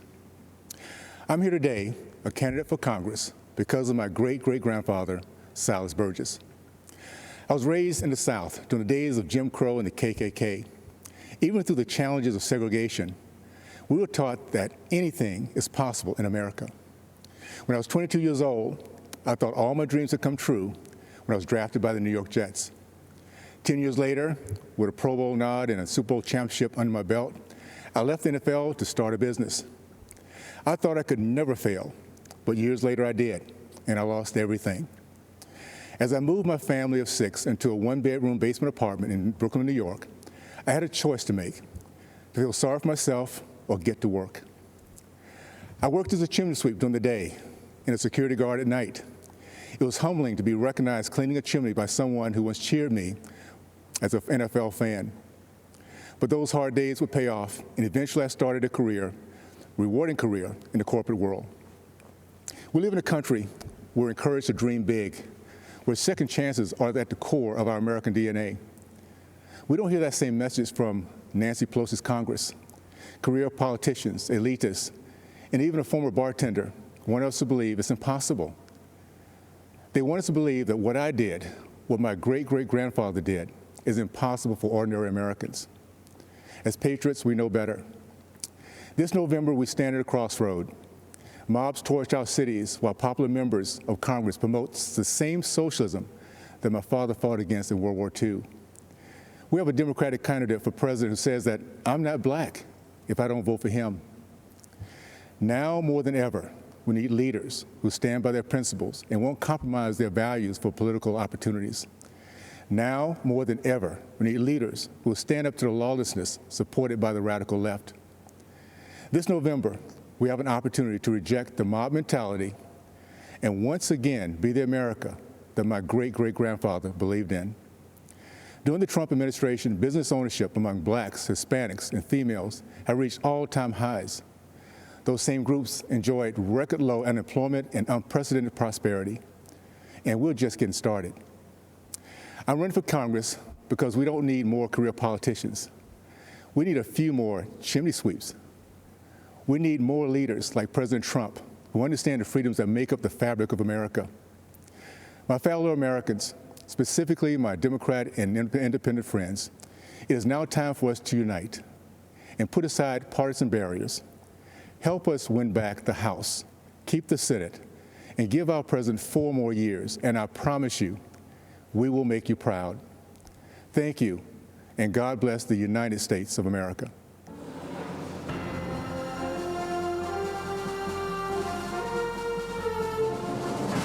Standing guard over Baltimore Harbor, is the remains of an earthen star, a relic of time past.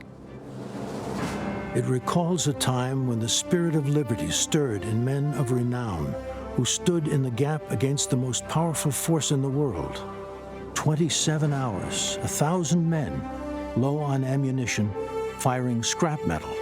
The battle raged, insurmountable odds. A darkness fell upon this new nation. In the midst of the fight, the heroes of Fort McHenry were unmoved. The light of dawn overcame the darkness. The gallant flag hoisted above Fort McHenry, torn and battered, stood, victoriously observing a dejected enemy slowly retreating into the rising sun, inspiring the anthem of our nation.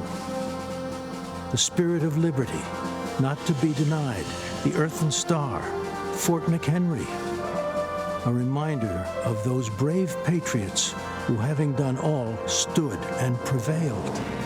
It is why we stand today, honoring past, present, and future generations of freedom-loving Americans when we hear the anthem and raise the Star-Spangled Banner. Good evening, America. I'm Laura Trump, daughter of Bob and Linda Unaska, sister to Kyle, mother to Luke and Carolina, and the daughter-in-law of our 45th president, Donald J. Trump. But tonight, I come to you simply as an American. My life began like many in our country. I grew up in Wrightsville Beach, North Carolina. My parents were small business owners and worked hard to make sure that my brother and I had everything we needed, but not everything we wanted. My parents raised me to believe that in America, I could achieve anything with hard work and determination, that the opportunities available to me were limited only by the size of my ambition, that I should dream big, and I did. Those very dreams are what led me to New York City. I'd heard the adage, if I can make it there, I can make it anywhere, and I intended to do just that. Never in a million years did I think that I would be on this stage tonight, and I certainly never thought that I'd end up with the last name Trump. My 7th grade English teacher, Mrs. B, used to tell us, believe none of what you hear, half of what you read, and only what you're there to witness firsthand. The meaning of those words never fully weighed on me until I met my husband and the Trump family. Any preconceived notion I had of this family disappeared immediately. They were warm and caring, they were hard workers, and they were down to earth. They reminded me of my own family. They made me feel like I was home. Walking the halls of the Trump Organization, I saw the same family environment. I also saw the countless women executives who thrived there year after year. Gender didn't matter. What mattered was the ability to get the job done. I learned this directly when, in 2016, my father-in-law asked me to help him win my cherished home state and my daughter's namesake, North Carolina. Though I had no political experience, he believed in me. He knew I was capable, even if I didn't. So it didn't surprise me when President Donald Trump appointed so many women to senior-level positions in his administration. Secretary of the United Nations, Secretary of the Air Force, the first female CIA director, the first black female director of the Fish and Wildlife Service, and countless ambassadors, just to name a few. Under President Trump's leadership, women's unemployment hit the lowest level since World War II. 4.3 million new jobs have been created for women. In 2019 alone, women took over 70% of all new jobs. Female small business ownership remains at an all-time high, and 600,000 women have been lifted out of poverty, all since President Trump took office. He didn't do these things to gain a vote or check a box. He did them because they're the right things to do. 100 years ago today, the 19th Amendment was ratified, granting the right to vote to every American woman. And since that day, incredible strides have been made by women in America. From Amelia Earhart to Rosa Parks and Sally Ride, women shaped our history and are part of what has made our country the most exceptional nation in the world. I often think back to my 24-year-old self, driving alone in my car from North Carolina to New York City. And I think about what I'd tell myself now as we head towards the most critical election in modern history. This is not just a choice between Republican and Democrat or left and right. This is an election that will decide if we keep America America or if we head down an uncharted, frightening path towards socialism. Abraham Lincoln once famously said, "America will never be destroyed from the outside. If we falter and lose our freedoms, it will be because we destroyed ourselves." While those words were spoken over 150 years ago, never have they been more relevant. Will we choose the right path and maintain the unique freedoms and boundless opportunities that make this country the greatest in the history of the world? Will we remain the beacon of hope for those around the world fighting oppression, communism, and tyranny? The choice is ours. I know the promise of America because I've lived it, not just as a member of the Trump family, but as a woman who knows what it's like to work in blue-collar jobs, to serve customers for tips, and to aspire to rise. When I look at my son Luke and my daughter Carolina, I wonder, what sort of country will I be leaving for them, for our future generations? In recent months, we've seen weak, spineless politicians cede control of our great American cities to violent mobs. Defund the police is the rallying cry for the new radical Democrat Party. Joe Biden will not do what it takes to maintain order, to keep our children safe in our neighborhoods and in their schools, to restore our American way of life. We cannot dare to dream our biggest dreams for ourselves or for our children while consumed by worry about the safety of our families. President Trump is the law and order president, from our borders to our backyards. President Trump will keep America safe. President Trump will keep America prosperous. President Trump will keep America America. If you're watching tonight and wrestling with your vote on November 3rd, I implore you, tune out the distorted news and biased commentary and hear it straight from someone who knows. I wasn't born a Trump. I'm from the South. I was raised a Carolina girl. I went to public schools and worked my way through a state university. Mrs. B from my 7th grade English class was right. What I learned about our president is different than what you might have heard. I learned that he's a good man, that he loves his family, that he didn't need this job, that no one on earth works harder for the American people, that he's willing to fight for his beliefs and for the people and the country that he loves. He is a person of conviction. He is a fighter and will never stop fighting for America. He will uphold our values. He will preserve our families. And he will build upon the great American edict that our union will never be perfect until opportunity is equal for all, including and especially for women. Our 40th president, Ronald Reagan, said it best: "The dreams of people may differ, but everybody wants their dreams to come true. And America, above all places, gives us the freedom to do that." It's up to us to keep this country a place where no dream is out of reach for our children and generations beyond. To my father-in-law, thank you for believing in me. Thank you for bravely leading this country, and thank you for continuing to fight every day for America. May God bless and protect the Gulf states in the path of the hurricane. May God bless our troops, and may God continue to bless this incredible country.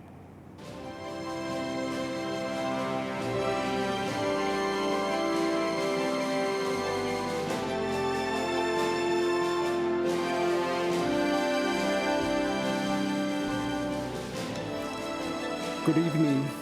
My name is Sam Vigil. There is a hole in my heart since my beloved Jackie was taken from me. This is her story. There were two things that Jackie loved to do every day. One was to go to the gym and tweet out Bible verses and prayers to her friends. On November 19th, the tweets stopped. That day started out like any other day. She left for the gym early in the morning. I heard the garage door open. Seconds later, I heard the car horn. I went outside to see if she had forgotten something. What I saw was a Jeep blocking her car in the driveway. I noticed the bullet hole in Jackie's window. I saw someone jumping into the Jeep and speeding away. Jackie had just been shot and killed in cold blood. We think this was a carjacking gone wrong, very wrong. Every time I open the garage door or stand in the driveway, I hear that horn. I see her slumped in the seat. When I go to bed at night, that sound and image haunt me. That's my life sentence. It's a sentence being served by too many families left behind by senseless killings. Albuquerque, where I live, is one of the most violent cities in the country. Fewer than 50% of homicides are solved. It is a sad irony that Jackie immigrated to the U.S. for a better life than her native Colombia, only to be gunned down in her own driveway. For 8 months, there were no arrests, no leads in connection with Jackie's murder. The Albuquerque police were overwhelmed. They needed help. Help arrived when President Trump launched Operation Legend in July of this year. Almost immediately, the FBI took over Jackie's case. In a matter of days, they arrested 4 people. The 5th suspect killer was arrested in Texas on unrelated charges. He is an illegal immigrant with a long criminal record. He had been deported in September and had come back in October to terrorize our community. I am extremely grateful to President Trump and the FBI for their efforts to deliver justice for Jackie and all the other innocent victims of violent crime.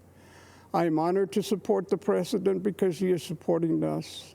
I know he will never stop fighting for justice, for law and order, for peace, security in our communities.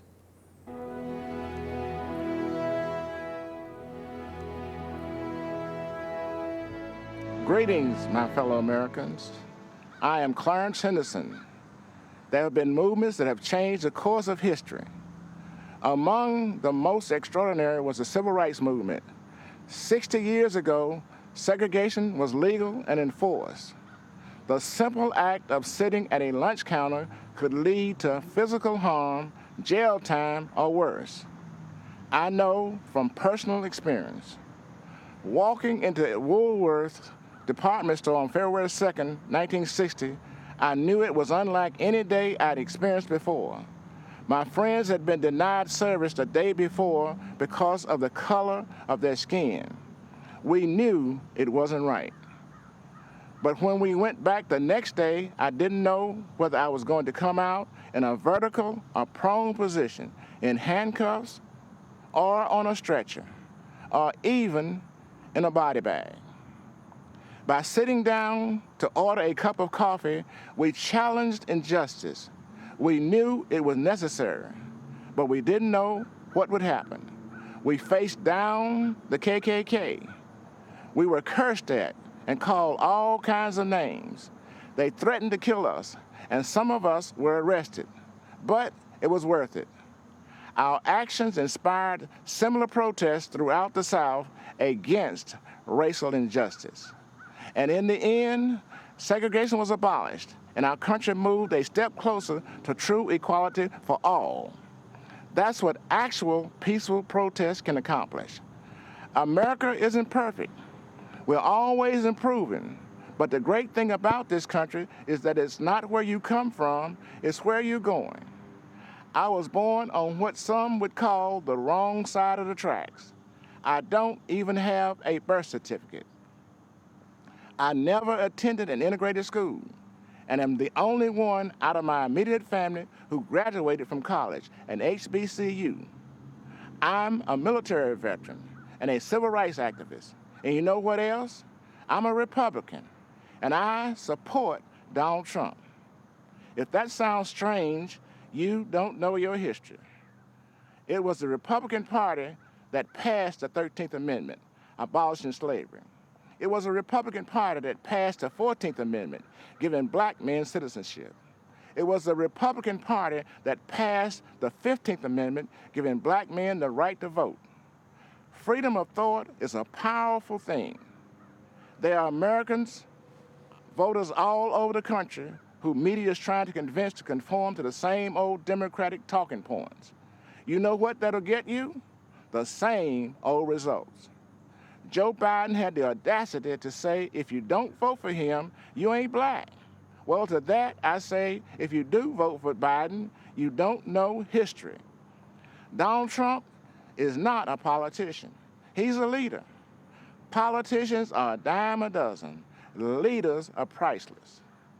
The record funding Trump gave HBCUs is priceless too.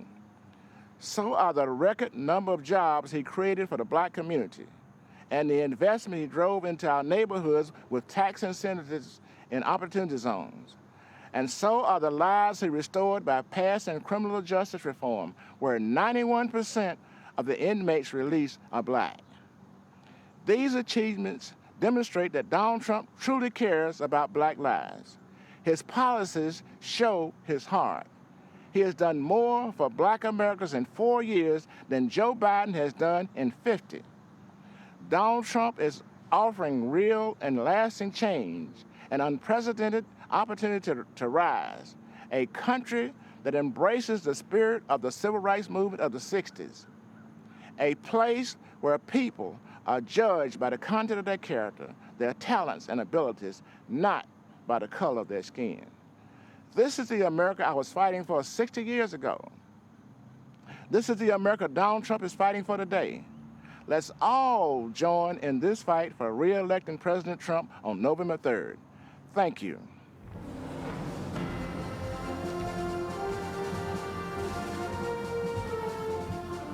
During the presidential primary debates 4 years ago, one outsider stood alone and said in public what most Americans thought in private. It was 14 years after the start of the war in Afghanistan and 12 years after the invasion of Iraq, where thousands of American troops had died and trillions in taxpayer dollars had been spent. And yet no candidate could bring themselves to admit that something had gone badly wrong with American foreign policy. That the American voter, the American soldier, and the American taxpayer had all been let down, except for one, Donald Trump. He called America's endless wars what they were, a disaster. The media was shocked because Donald Trump was running as a Republican. And yet he said out loud what we all knew, that American foreign policy was failing to make Americans safer. After the end of the Cold War, Democrats and Republicans in Washington bought into the illusion that the whole world would start to resemble America. And so they started to pursue unlimited globalization. They welcomed China into the World Trade Organization. They engaged in nation building in Afghanistan and tried to export democracy to Iraq. They signed a nuclear deal with Iran and a global climate agreement in Paris. But they didn't ground any of it in the interests of the average American. So for decades, while Washington politicians built a global system, American wages stagnated. Our great cities and industries were hollowed out. Entire communities were devastated, and our manufacturing plants were shipped off to China. That's what happened when Washington stopped being the capital of the United States and started being the capital of the world. As U.S. ambassador to Germany, I had a front row seat to Donald Trump's America First foreign policy. I wish every American could see how President Trump negotiates on their behalf.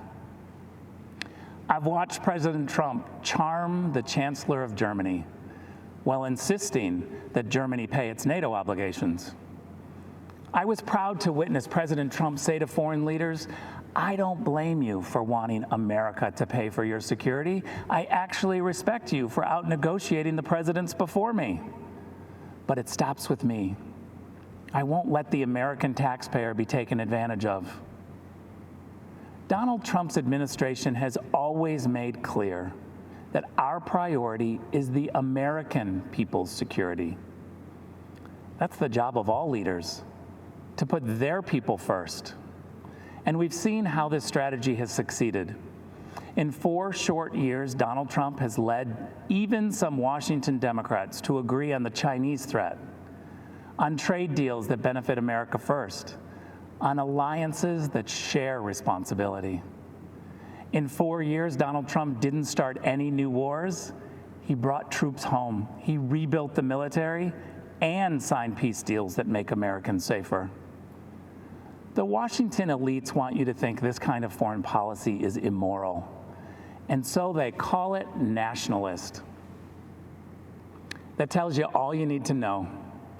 The DC crowd thinks when they call Donald Trump a nationalist, they're insulting him, as if the American president isn't supposed to base foreign policy on America's national interests. A return to the Biden way of thinking means America gives the radical terrorist regime in Tehran a plane load of cash in the middle of the night. Well, you see, President Trump also sent an aircraft in the middle of the night to deal with Iran. But that plane was on a different mission. An airstrike to take out the head of Iran's terror machine who plotted the deaths of Americans. But we also must be clear that when those who seek freedom take tremendous personal risk in places like Hong Kong, Tehran, or Minsk, there is no doubt who President Trump's administration supports. We will always stand with the people who fight for their God-given freedoms. Don't be fooled. The Washington establishment is trying to sell you on their candidate. Joe Biden was first elected to the Senate in 1972, 48 years ago. Well, it's actually the typical Washington story. Just this year, 22 Democrats ran for president. They rejected all of the outsiders and nominated the ultimate Washington insider, someone they had to pull out of retirement. Every time Joe Biden offers a new idea, you should ask yourself, why didn't he try that over the last 48 years? Today, the Democrats blame a global pandemic that started in China on President Trump, and they still blame Russia for Hillary Clinton's loss in 2016. As acting director of national intelligence, I saw the Democrats' entire case for Russian collusion, and what I saw made me sick to my stomach. The Obama-Biden administration secretly launched a surveillance operation on the Trump campaign and silenced the many brave intelligence officials who spoke up against it. They presented bogus information as facts. They lied to judges. Then they classified anything that undermined their case. And after Donald Trump won the election, when they should have continued the American tradition of helping the president-elect transition into the White House, they tried instead to undercut him even more. Former Vice President Joe Biden asked intelligence officials to uncover the hidden information on President Trump's incoming national security advisor 3 weeks before the inauguration.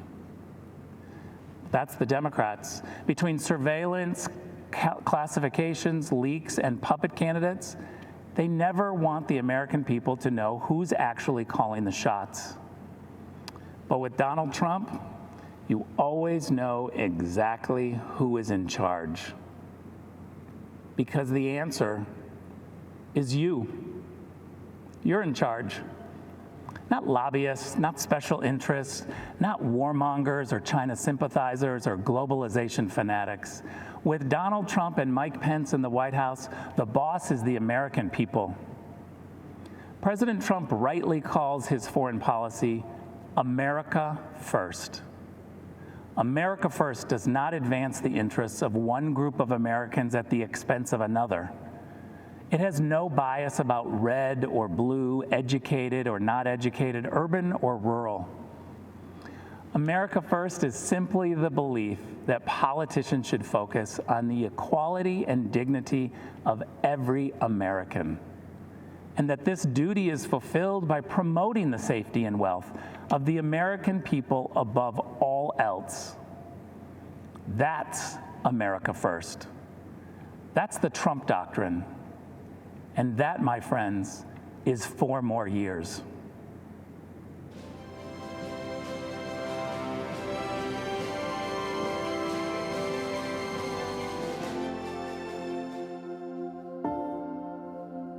By dawn's early light, millions of Americans give thanks for this land, our liberties, and those who defend it.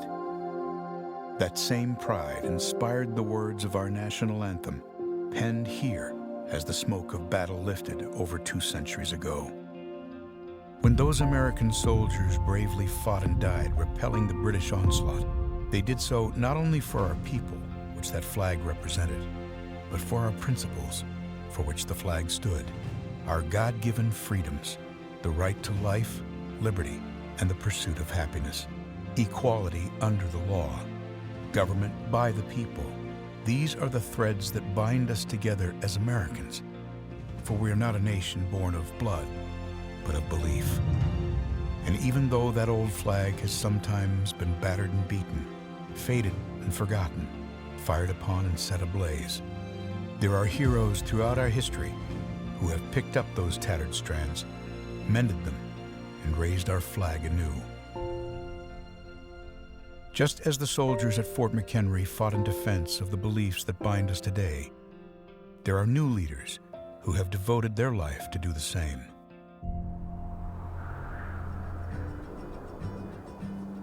Greetings across the amber waves of grain. This is Mike Pence. Across Indiana highways and homes, his voice warmly welcomed Hoosiers each morning. Mike Pence filled the radio waves with conservative commentary, guarding our American ideals. But much like the man who inspired him, Mike didn't grow up a Republican. As President Reagan said, freedom is never more than 1 generation away from extinction. His grandfather was a hard-working Irish immigrant who drove a bus to provide for his family. His father served our nation bravely in the Korean War and earned a Bronze Star. Mike was the 3rd of 6 children, raised here in Columbus, Indiana, with a cornfield in his backyard. The foundation of America is freedom, and the foundation of freedom is faith. It was in this small Indiana town his foundation of faith in Jesus Christ was laid. And from that conviction sprung his love of people and service to others. It was at a church service where Mike met the love of his life, Karen. They married and have 3 children, Michael, Charlotte, and Audrey. I'm a Christian, a conservative, and a Republican, in that order. Mike became the president of a free market think tank, the host of a statewide conservative radio show, and then a congressman. In Washington, Mike quickly became known as a foremost defender of freedom. He led conservatives in the fight to protect our time-honored values of family, faith, life, liberty, and limited government. Our nation's strength begins at home, because strong families make a strong America. Mike earned the trust of the people of his state and became the 50th governor of Indiana. He delivered the largest state tax cut in Indiana history, expanded school choice, led the country in manufacturing, and helped more Hoosiers get to work than ever before. But he wasn't through. ABC News has learned that Donald Trump will choose Indiana Governor Mike Pence to be his running mate. I would like to introduce a man who I truly believe will be the next vice president of the United States, Governor Mike Pence. As our vice president, Mike Pence has held tightly to those threads of freedom woven through our history. Leading with those principles alongside President Trump, our nation experienced prosperity like never before. He is solid as a rock. He's been a fantastic vice president. And now, in these uncertain days, we are equipped to overcome. In times of trouble, some call to retreat from those ideals. But Americans throughout history have lifted them in triumph, hope, and resilience. Mike Pence knows those stars and stripes do not merely represent who we are, but more importantly, what we can be. As the sun rises again on America, we lift our eyes to those lofty truths, to guide our country and every one of us to greater heights. In this land of the free and home of the brave. Vice President Mike Pence.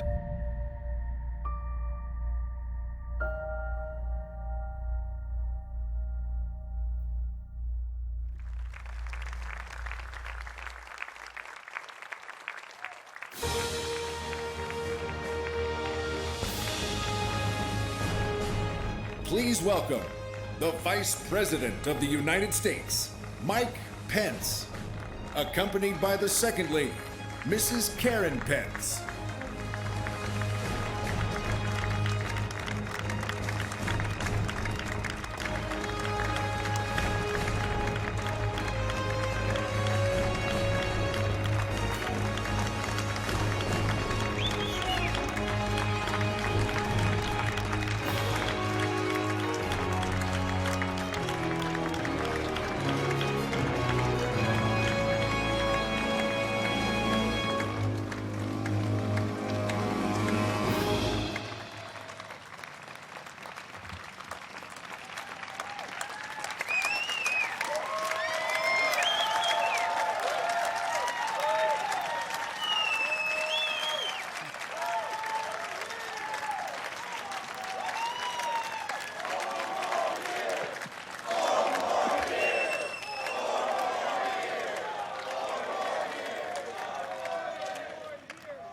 Good evening, America. It's an honor to speak to you tonight from the hallowed grounds of Fort McHenry, the site of the very battle that inspired the words of our national anthem. Those words have inspired this land of heroes in every generation since. It was on this site 206 years ago when our young republic heroically withstood a ferocious naval bombardment from the most powerful empire on earth. They came to crush our revolution, to divide our nation, and to end the American experiment. The heroes who held this fort took their stand for life, liberty, freedom, and the American flag. And those ideals have defined our nation. But they were hardly ever mentioned at last week's Democratic National Convention. Instead, Democrats spent 4 days attacking America. Joe Biden said that we were living through a season of darkness. But as President Trump said, where Joe Biden sees American darkness, we see American greatness.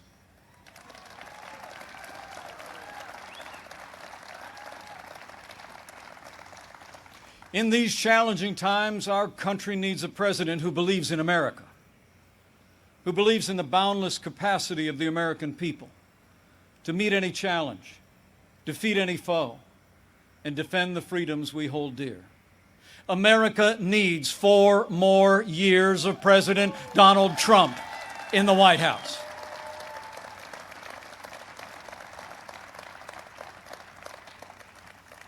Before I go further, allow me to say a word to the families and communities in the path of Hurricane Laura. Our prayers are with you tonight, and our administration is working closely with authorities in the states that will be impacted. FEMA has mobilized resources and supplies for those in harm's way. This is a serious storm, and we urge all those in the affected areas to heed state and local authorities. Stay safe, and know that we'll be with you every step of the way to support, rescue, respond, and recover in the days and weeks ahead. That's what Americans do.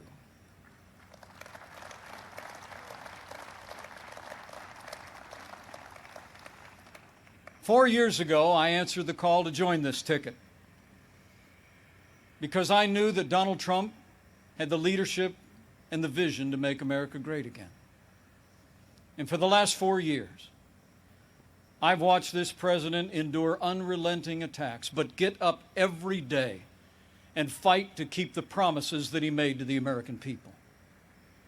So with gratitude for the confidence President Donald Trump has placed in me, the support of our Republican Party, and the grace of God, I humbly accept your nomination to run and serve as Vice President of the United States.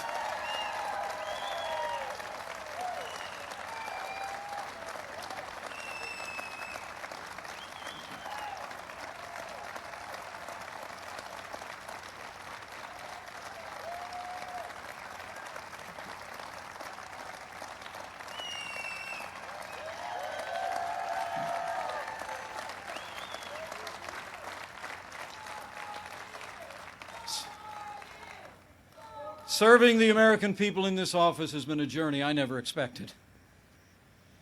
It's a journey that would not have been possible without the support of my family, beginning with my wonderful wife, Karen.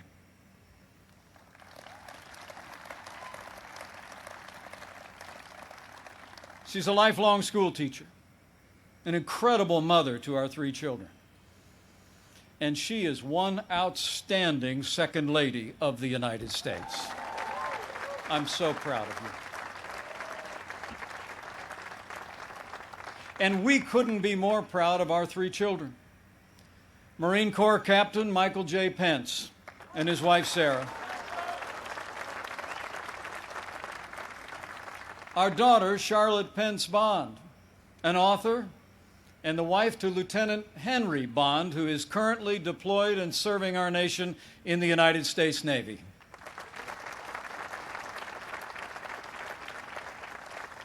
And our youngest, a recent law school grad, our daughter Audrey, and her fiancé, who, like so many other Americans, had to delay their wedding this summer. But we can't wait for Dan to be a part of our family.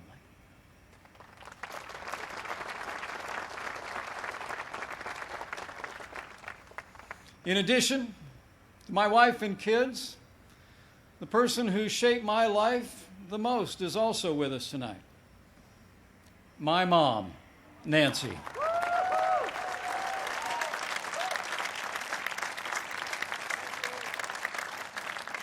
She is the daughter of an Irish immigrant, 87 years young.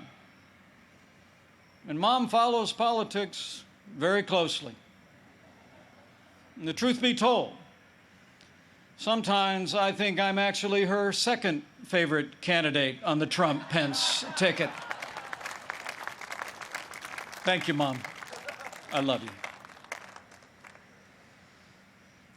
Over the past 4 years, I've had the privilege to work closely with our president. I've seen him when the cameras are off. Americans see President Trump in lots of different ways. But there's no doubt how President Trump sees America. He sees America for what it is. A nation that has done more good in this world than any other. A nation that deserves far more gratitude than grievance. And if you want a president who falls silent when our heritage is demeaned or insulted, he's not your man.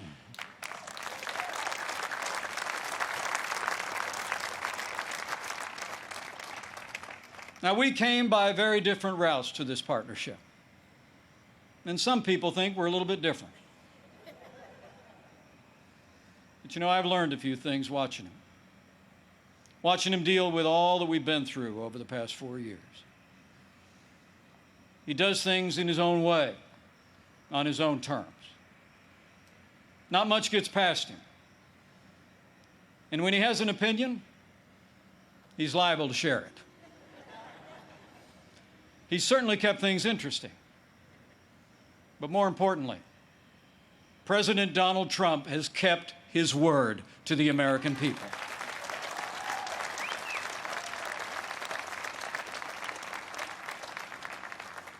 In a city known for talkers, President Trump is a doer.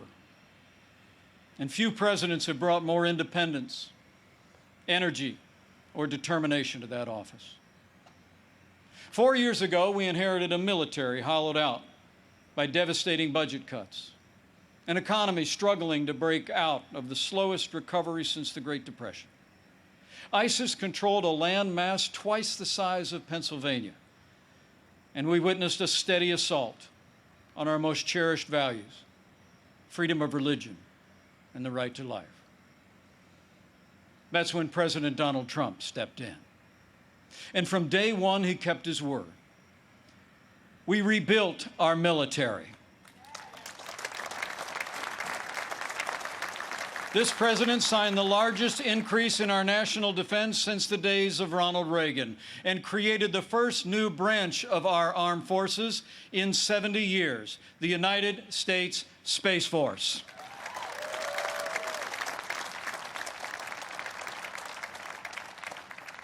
And with that renewed energy, we also returned American astronauts to space on an American rocket for the first time in nearly 10 years.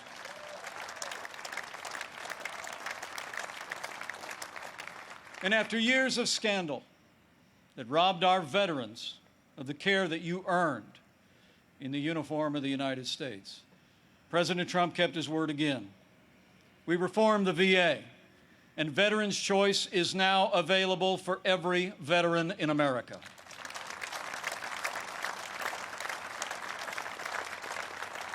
Our armed forces and our veterans fill this land of heroes, and many join us tonight in this historic fort.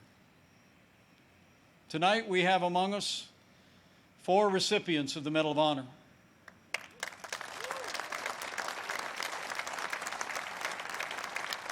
Six recipients of the Purple Heart. A Gold Star mother of a gallant Navy SEAL. And wounded warriors from Soldier Strong, a group that serves our injured veterans every day. We are honored by your presence, and we thank you for your service.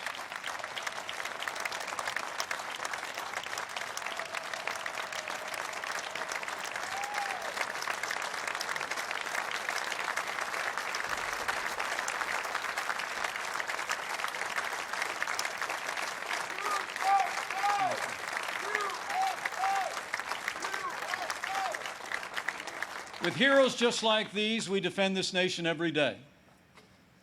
And under this commander-in-chief, we've taken the fight to radical Islamic terrorists on our terms, on their soil. Last year, American armed forces took the last inch of ISIS territory, crushed their caliphate, and took down their leader without one American casualty. And I was there when President Trump gave the order to take out the world's most dangerous terrorist. Iran's top general will never harm another American because Qasem Soleimani is gone.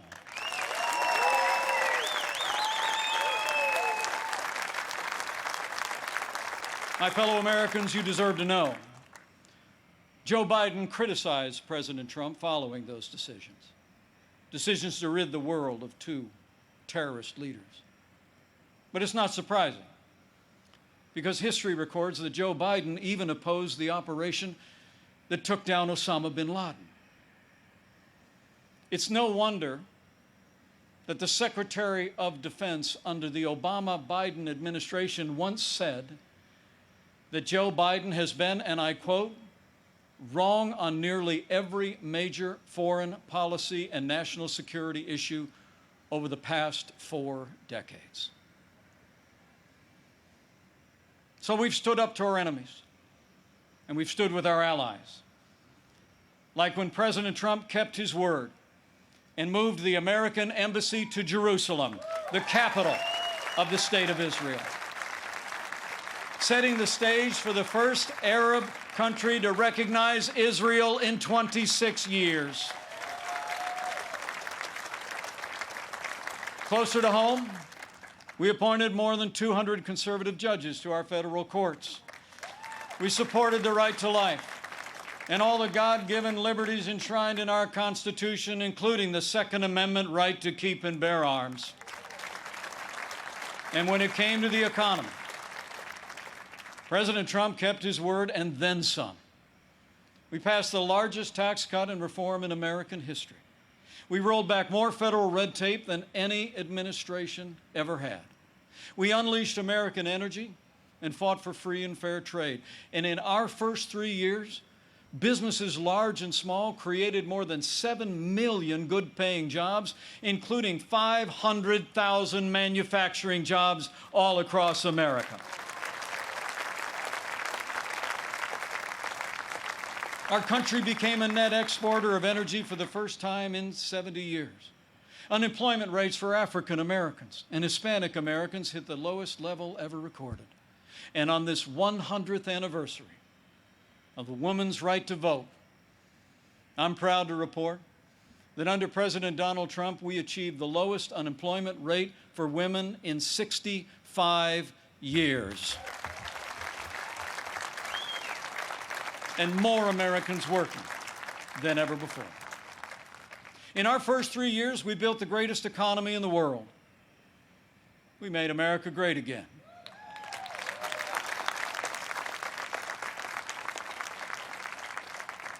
And then the coronavirus struck from China. Before the first case of the coronavirus spread within the United States, the President took unprecedented action and suspended all travel from China, the second largest economy in the world. Now, that action saved untold American lives. And I can tell you firsthand, it bought us invaluable time to launch the greatest national mobilization since World War II. President Trump marshaled the full resources of our federal government from the outset. He directed us to forge a seamless partnership with governors across America in both political parties. We partnered with private industry to reinvent testing and produce supplies that were distributed to hospitals around the land. Today, we're conducting more than 800,000 tests a day, and we have coordinated the delivery of billions of pieces of personal protective equipment for our amazing doctors, nurses, and healthcare workers.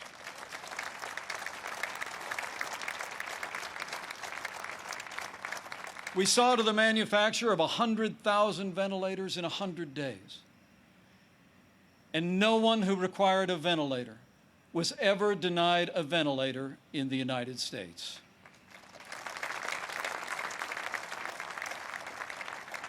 We built hospitals, surged military medical personnel, and enacted an economic rescue package that saved 50 million American jobs. As we speak, we're developing a growing number of treatments known as therapeutics, including convalescent plasma, that are saving lives all across America. Now, last week, Joe Biden said that no miracle is coming. Well, what Joe doesn't seem to understand is that America is a nation of miracles.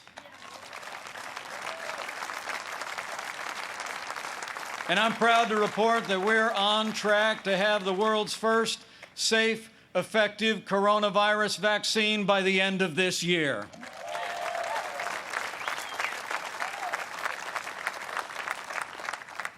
After all the sacrifice in this year like no other, all the hardship, we're finding our way forward again.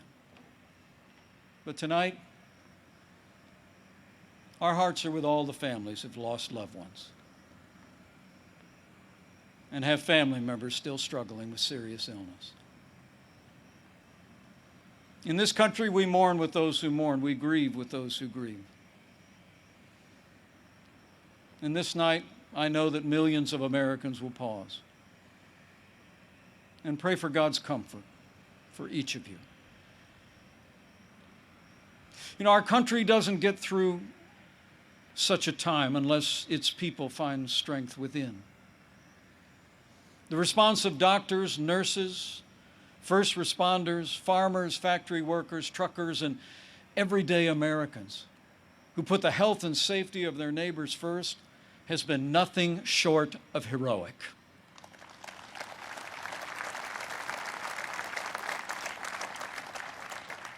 Veronica Sayez put on her scrubs every day. Day in and day out, went to work in one of New York City's busiest hospitals. She stayed on the job, put in the long hours until it was done, and then got back in her neighborhood and helped neighbors and friends struggling. Her brother William is a New York City firefighter. And they're both emblematic of heroes all across this country. They're with us tonight. And I say to them and to all of you, You have earned the admiration of the American people, and we will always be grateful for your service and care.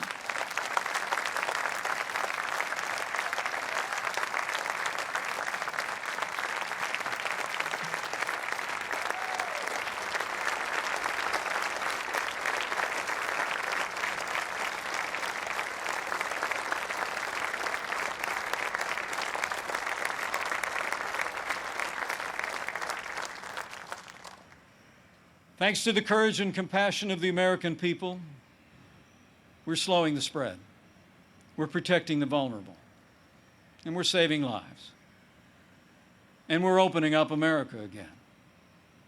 Because of the strong foundation that President Trump poured in our first 3 years, we've already gained back 9.3 million jobs in the last 3 months alone.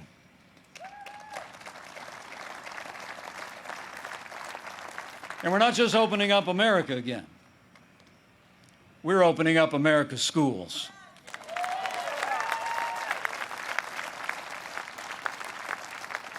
And I'm proud to report that my wife, Karen, that school teacher I've been married to, will be returning to her classroom next week.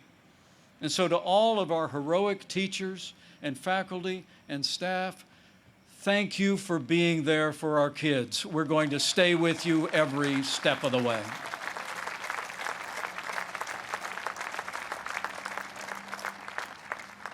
In the days ahead, as we open up America again, I promise you, we'll continue to put the health of America first. And as we work to bring this economy back, we all have a role to play. And we all have a choice to make. On November 3rd, you need to ask yourself, who do you trust to rebuild this economy? A career politician who presided over the slowest economic recovery since the Great Depression? Or a proven leader who created the greatest economy in the world? The choice is clear.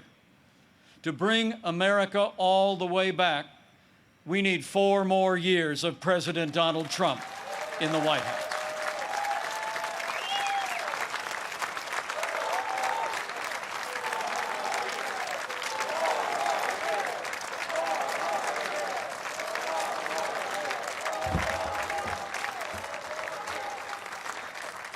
My fellow Americans, were passing through a time of testing. But in the midst of this global pandemic, just as our nation had begun to recover, we've seen violence and chaos in the streets of our major cities. President Trump and I will always support the right of Americans to peaceful protest.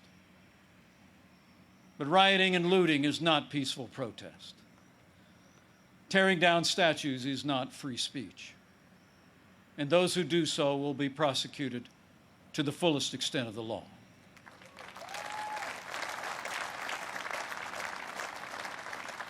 Last week, Joe Biden didn't say one word about the violence and chaos engulfing cities across this country.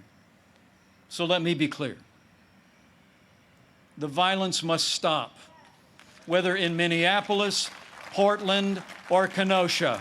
Too many heroes have died defending our freedom to see Americans strike each other down. We will have law and order on the streets of this country for every American of every race and creed and color.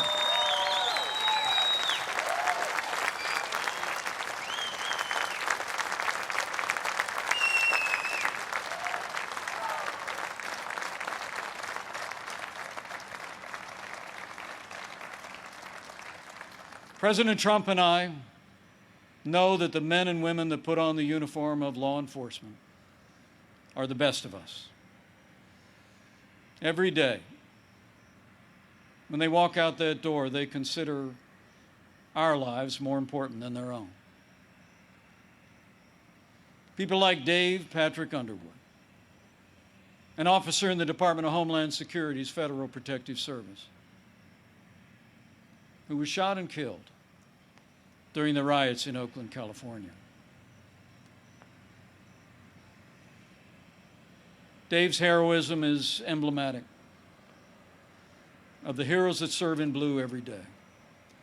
And we're privileged tonight to be joined by his sister, Angela. Angela, we say to you, we grieve with your family. And America will never forget or fail to honor Officer Dave Patrick Underwood.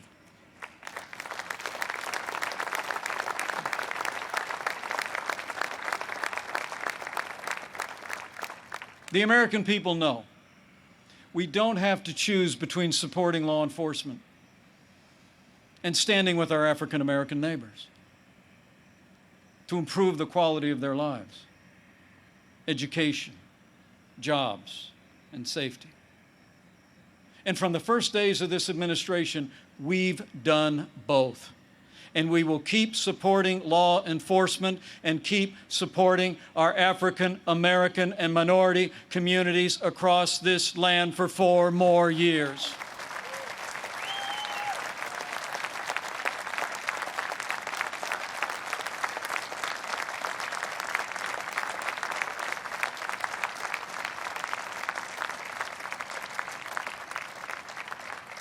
Now, Joe Biden says that America is systemically racist and that law enforcement in America has, and I quote, an implicit bias against minorities.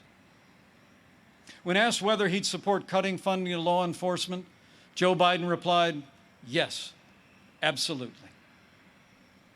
Joe Biden would double down on the very policies that are leading to violence in America's cities. The hard truth is, you won't be safe in Joe Biden's America. And under President Trump, we will always stand with those who stand on the thin blue line, and we're not going to defund the police, not now, not ever.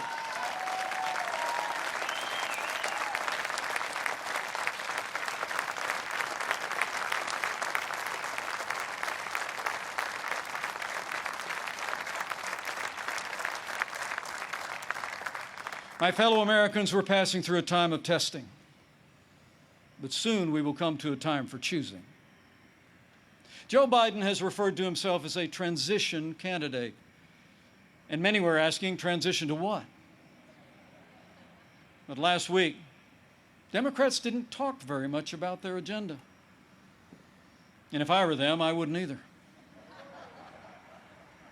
I mean, Bernie Sanders did tell his followers that Joe Biden would be the most liberal president in modern times. In fact, he said, and I quote, that many of the ideas he fought for, that just a few years ago were considered radical, are now mainstream in the Democratic Party. At the root of their agenda is the belief that America is driven by envy, not aspiration. That millions of Americans harbor ill will toward our neighbors instead of loving our neighbors as ourselves. The radical left believes that the federal government must be involved in every aspect of our lives to correct those American wrongs. They believe the federal government needs to dictate how Americans live, how we should work, how we should raise our children, and in the process deprive our people of freedom, prosperity, and security. Their agenda is based on government control. Our agenda is based on freedom.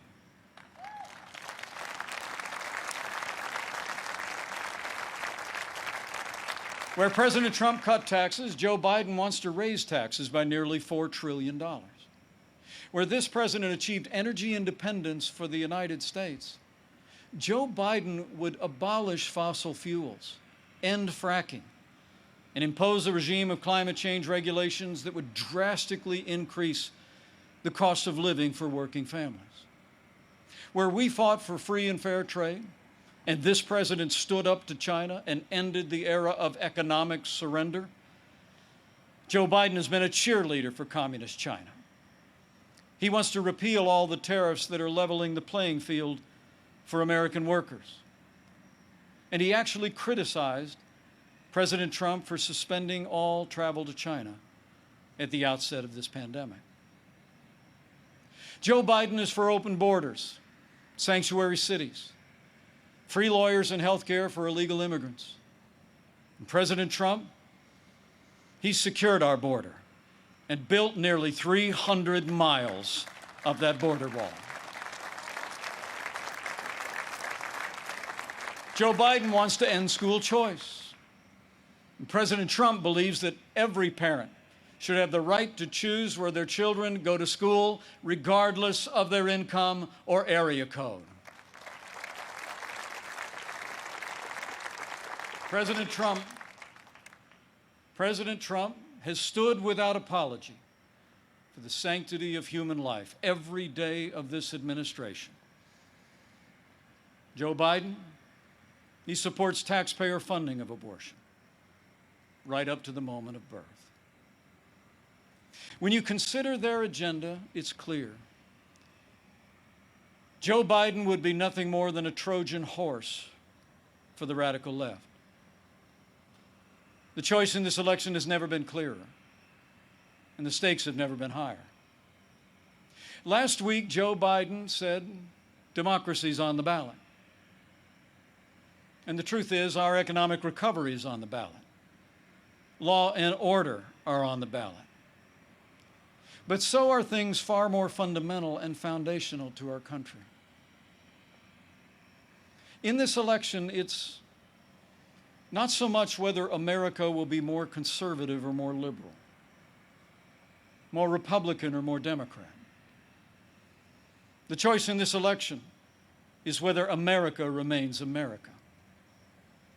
It's whether we will leave to our children and our grandchildren a country grounded in our highest ideals of freedom, free markets, and the unalienable right to life and liberty, or whether we will leave them a country that's fundamentally transformed into something else. We stand at a crossroads, America. President Trump has set our nation on a path of freedom and opportunity. Joe Biden would set America on a path of socialism and decline. But we're not going to let it happen.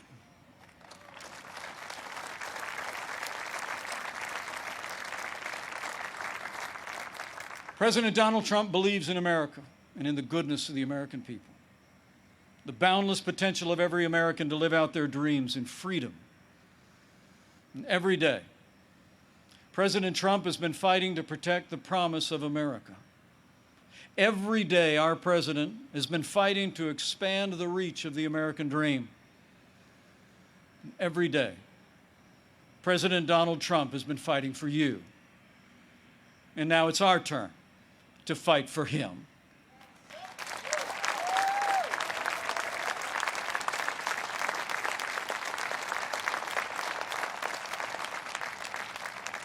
On this night in the company of heroes, I'm deeply grateful.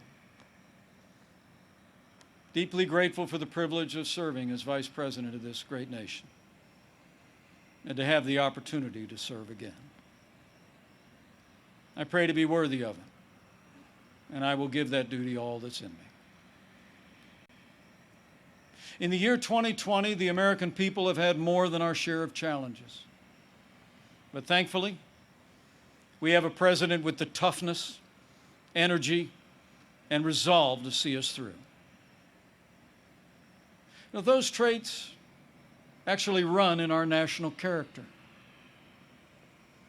As the invading force learned on approach to this fort in September of 1814, against fierce and sustained bombardment, our young country was defended by heroes, not so different from those who are with us tonight. The enemy was counting on them to quit, but they never did. Fort McHenry held, and when morning came, our flag was still here.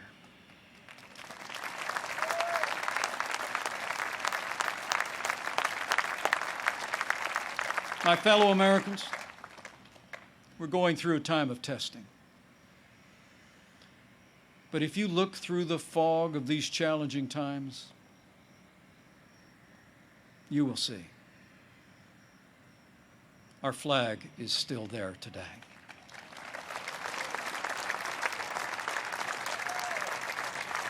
That star-spangled banner still waves over the land of the free and the home of the brave.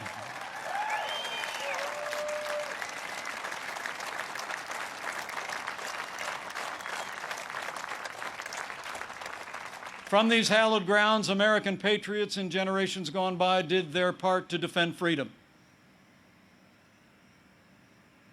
Now it's our turn. So let's run the race marked out for us. Let's fix our eyes on Old Glory and all she represents. Let's fix our eyes on this land of heroes and let their courage inspire. And let's fix our eyes on the author and perfecter of our faith and our freedom. And never forget that where the Spirit of the Lord is, there is freedom. That means freedom always wins.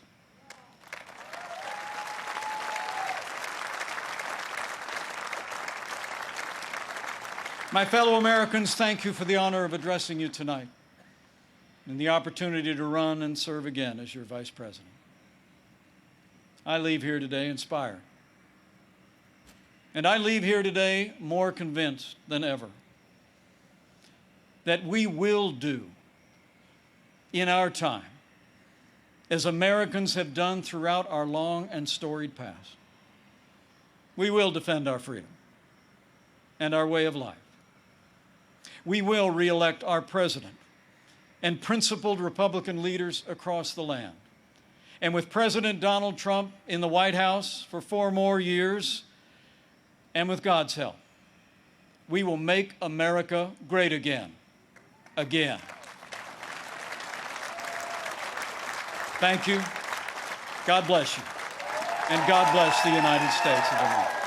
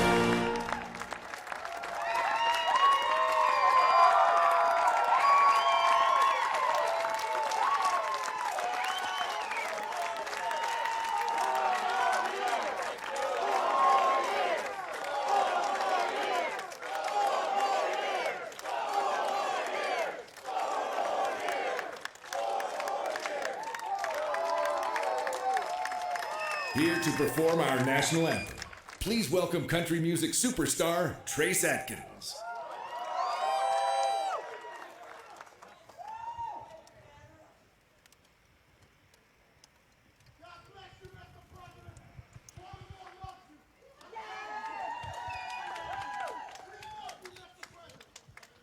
Oh, say, can you see by the dawn's early light what so proudly we hailed at the twilight's last gleaming? Who whose broad stripes and bright stars through the perilous fight, o'er the ramparts we watched, were so gallantly streaming, and the rocket's red glare, the bombs bursting in air, gave proof through the night that our flag was still there. Oh, say does that star-spangled banner yet wave o'er the land of the free and the home of the brave.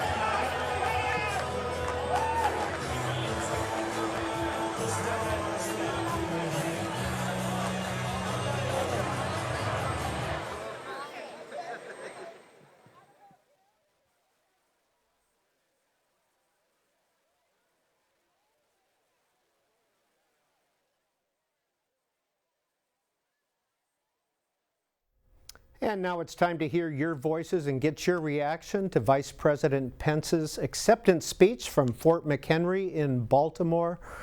Specifically this line in the speech, "The choice in this election is whether America remains America." What does that mean to you? 202 is the area code. For Republicans, 748-8921. Democrats, 748-8920. All others and independents, 202-748-8922 is the